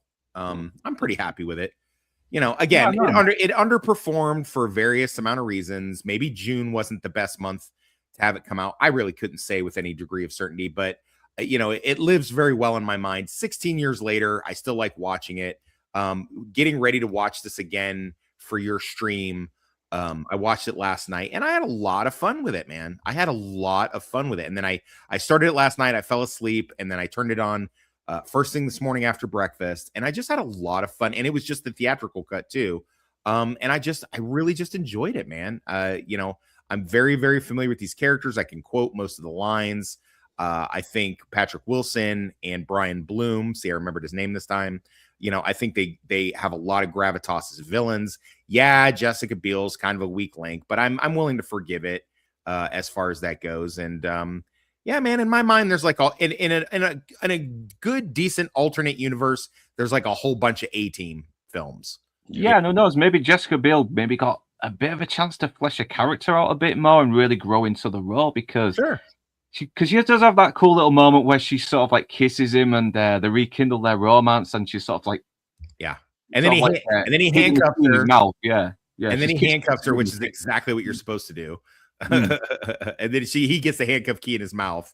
So yeah, awesome stuff. I know, and it would be good as well to see a sequel where there's still sort of like because there is no reason to really clear the names now. They've broken out of prison. That's it. All they can do is just go back and serve the town, but they can still go out while they're out there. They can still go out and help people. That's it, you know. And it could be like the start of their journey with the sequel. You know, they start to find, you know what, we're on the run, but we can still do a hell of a lot of a good for people who need it. You know, the little people. Yeah. So I mean, you know, they could kind of like notice, isn't it? Where we've still got that overarching plot where he's trying to find out who burned him, and he still wants to help. You know, people who need help. You know, people who really need it. You could do a lot worse than a good A-Team limited series or even TV show. You could do a lot worse. Yeah. I would welcome a reboot if as long as we got some really good writers, some really good some actors. You know, I'm really trying to do a new version of it, but obviously not make it walk. Just have these guys just be fun, get some good character actors, everything like that. We'll have some good charisma, some good chemistry. But you know, there's always the old show to go back to as well, even if you didn't like this new movie. But so yeah, we've gone through this movie now where you know they've left a nice little bit of a cliffhanger that they're gonna escape, and it's ending. And it's a pretty fun movie. You know, it knows what it's doing. So now we're on to best main character. Usually with True Romance last week, I just went best character because there's only really two main characters, but because there's like 4 of them, I think we can do a main character and a supporting character and favorite quote. So it's got to be. So I think for the main character, it's got to be Copley as Howling Mad Murdoch. He steals every fucking scene that he's in. He really does. And he's got a lot of heart as well, despite the fact he's a total nut job. So yeah, favorite main character out of them all. For me? Yeah. I go with Face. Face is my favorite main character in this, you know, quite a bit by a lot. So yeah, I like everything he does. I like what he brings to the role. I like Bradley Cooper. Yes, yeah. I like Bradley Cooper, man. Fucking hell. I think Family Guy were a bit fucking cruel to him. It's like, it's kind of cool. He seems like a cool guy and all. He seems like someone you can have a drink with. Yeah. But so yeah, and so Inside Man, I probably should ask you anyway, even though you haven't seen the movie, but just say it for the sake of it anyway. Well, my favorite was always Murdoch, and I think I've got a feeling. I mean, now I'm convinced to watch this, so I'm sold on it, and I will watch it. Yay!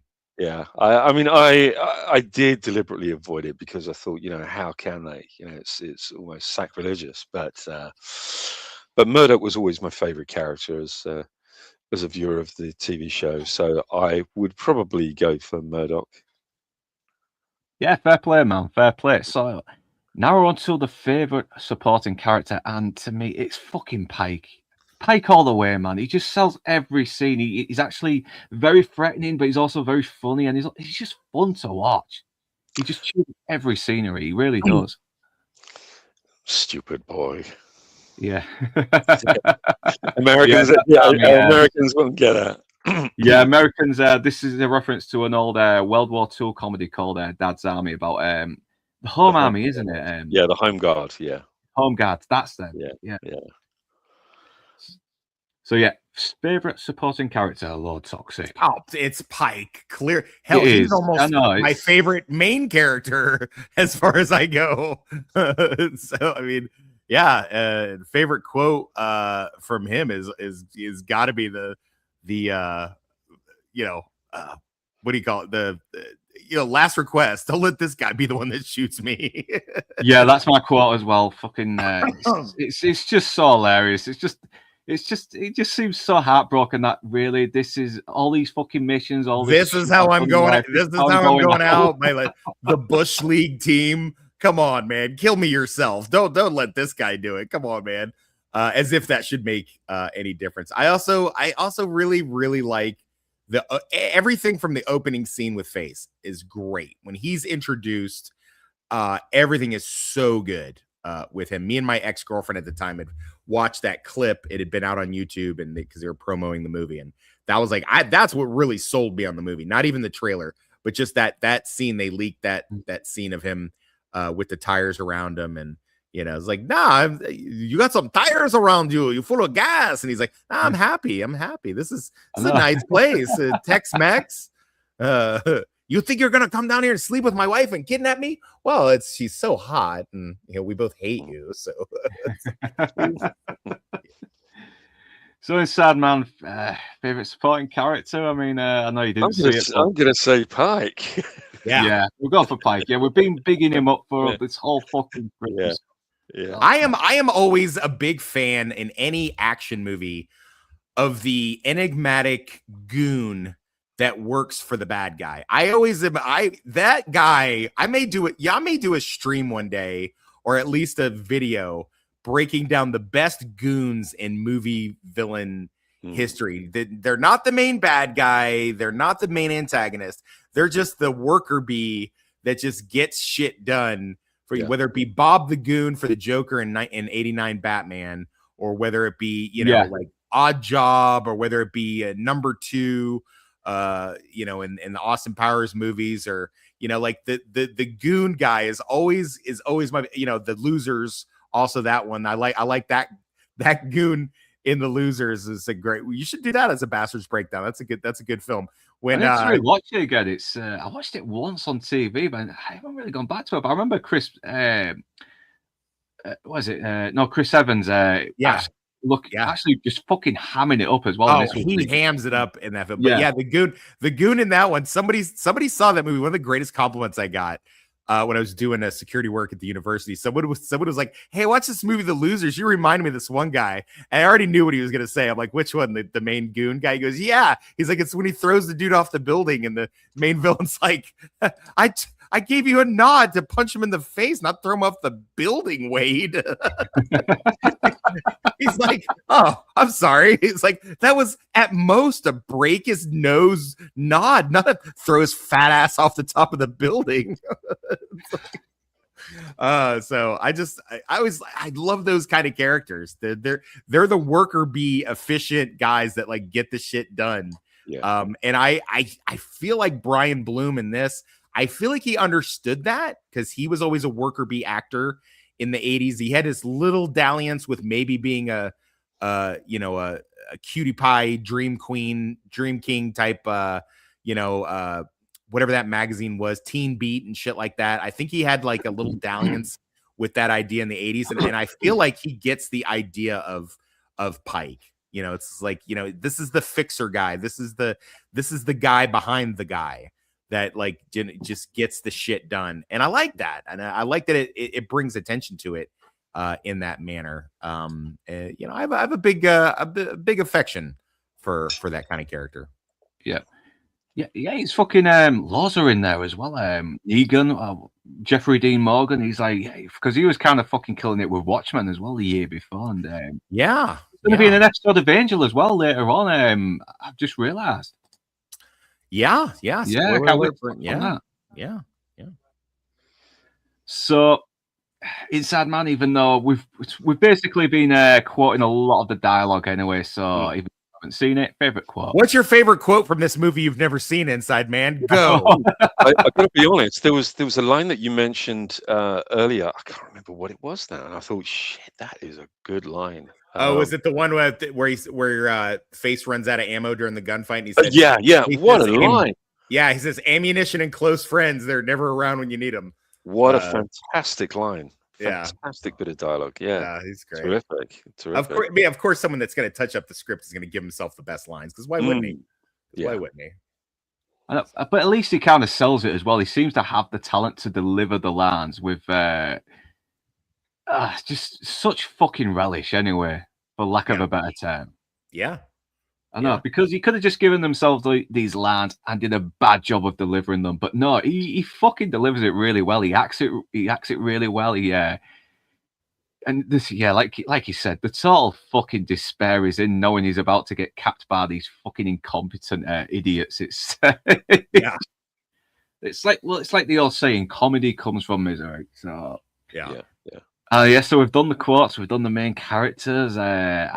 I think final rating, I think it's I give it maybe 3.5 crazy howling mad Murdochs out of 5.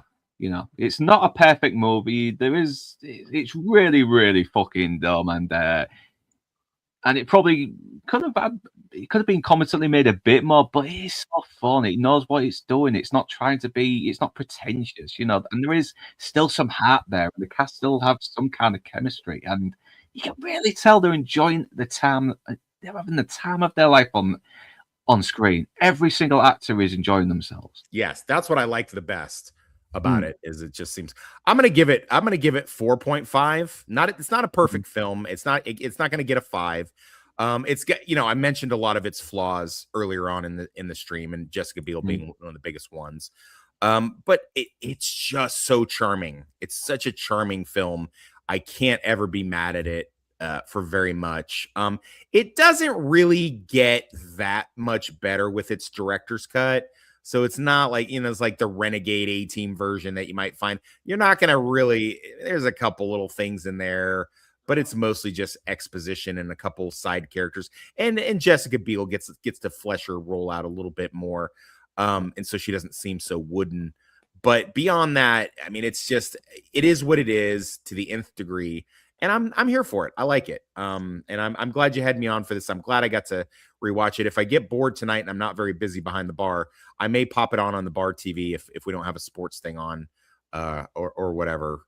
Just because, fuck it. Because this is the other cool thing is that it's the kind of movie like you can put on and the kids can be around. You can put it on in the background and do your laundry and stuff. Yeah, like it's that. definitely. I can see that as well. It's definitely a background movie as well, and you kind of don't miss anything too much either, because even though it's got the convoluted planning and that, you can still sort of understand what is going on. This is a movie that could play in the doctor's office, in the doctor's office waiting room, and you wouldn't be too mad that you had to wait. You'd be like, well, at least the A-Team's on. So Mod Jessica Biel is never a bad thing. Yeah, she's still looking fucking good. Last time I remember, she's still. I hope she hasn't had fucking surgery that has ruined her looks, because I'm seeing a lot of these gorgeous women who are aging really well, and now they've suddenly gone on the Ozempic, or maybe the smoking habits have caught up to them, but they're on plastic now. And but yeah, Jessica Biel though, she's one of those chicks that looks a little muscular yet still manages not to look incredibly. She's still womanly. Yeah, she's still womanly, but. Yeah, see her in fucking Blade 3. I mean, Jesus Christ, she's jacked, but still pretty hot. Oh yeah, facts. I love her. I love her in Blade Trinity. All right, I got to start getting ready for work, guys. This has been a pleasure. I'm glad I could convince you, Inside Man. Thank you very much. To watch this. I may make my next stream like an all goon stream. Hopefully, it won't get confused with the thing guys Toonie Boys age like to do to porn, gooning. But thanks for having me on again. I love revisiting stuff like this. And I'll see you guys next time for the next Bastards breakdown if you have me. Yes, sir. Well, yeah, we've still got one or two more slots to fill in anyway. I think Kung Fu Hot Dog's going to be on next week. Tony Boy, hopefully. Inside Man, obviously. If you can make it low toxic, you're you're more than welcome to jump on that coffee stream, not to be confused with the hot beverage. Yeah. Black You're under arrest, sugar. Yep. The blaxploitation, Nesco's vigilante, sexy 1970s thriller with Pam Grier. Yeah. So yeah, I look forward to rewatching that as well. Seeing Sid Haig play a fucking psycho again. You know, being the Samuel L. Jackson of his time. I think, wasn't he? I think Tarantino's called him that, the Samuel Jackson of the 70s. But he probably, I would say it's a pretty fair assessment of that. Yeah. Yeah, and if you have seen Jackie Brown, watch Coffee. You will see a lot of stuff Tarantino's pretty much stole and paid homage to with Jackie Brown in that movie. Yeah, so Inside Man, is there anything you want to promote before we go? No, apart from Coffee next week and obviously Zulu the week after, which Zulu should be fun, man. Yeah. I rewatched that last Easter as well. I had a nice little beer, a little dinner watching it, and great. It's so fucking good. Yeah, it's fantastic. Yeah, one of Michael Caine's best as well up there with Get Carter and Alfred and even Scrooge is he's so good in it as well. I think this is like the film that actually showed he had some range as well. Yeah. Carry on making your mud pies. Yeah. Great subtext with that character as well, you know, just sort of like all that high airs and grace had in the insecurity and his fear of death. It's so brilliant. Yeah. Stanley Baker, everyone. I just love it. So yeah, we'll be doing that in a couple of weeks. I'll be joined by Fandad Menace for that one as well. I'll try to get someone else to jump on along with us. But for next week, Inside Man, Kung Fu Hot Dog if you can make it, Lord Toxic, Tony Boy hopefully for Coffee next week. And Sunday, I'll be joined by Admiral T, Kung Fu Hot Dog, Lord Toxic hopefully, Inside Man hopefully, RT and Z hopefully, Lance hopefully, if they get a chance to talk the Miami Vice episode, No Exit, which pretty much which was kind of Bruce Willis's TV debut before he did Moonlighting, and it's a fucking banger of an episode. It really is. So hopefully, if you've seen Miami Vice or haven't watched it yet, do watch Miami Vice up to No Exit, and hopefully we see you on the stream. So whether you beautiful bastards are Northern English or not, thanks for watching, but do remember to like, comment, share, and subscribe. But right now, that's us done, and we're off to the pub. And enjoy your weekends, you beautiful bastards. Everyone, Excel aboard, Joshua Floors, Shut Up Matt, Fleshless Films, Webby Spoons, Axel aboard. Have I already said Axel aboard? And I think I might be it now. Rachel, Rebel Rose as well. Thank you. Mr. Prez, DJ Play Nice, Cosmic Holder, and I think that's it now. Yeah, so yeah, enjoy your weekends, you lot.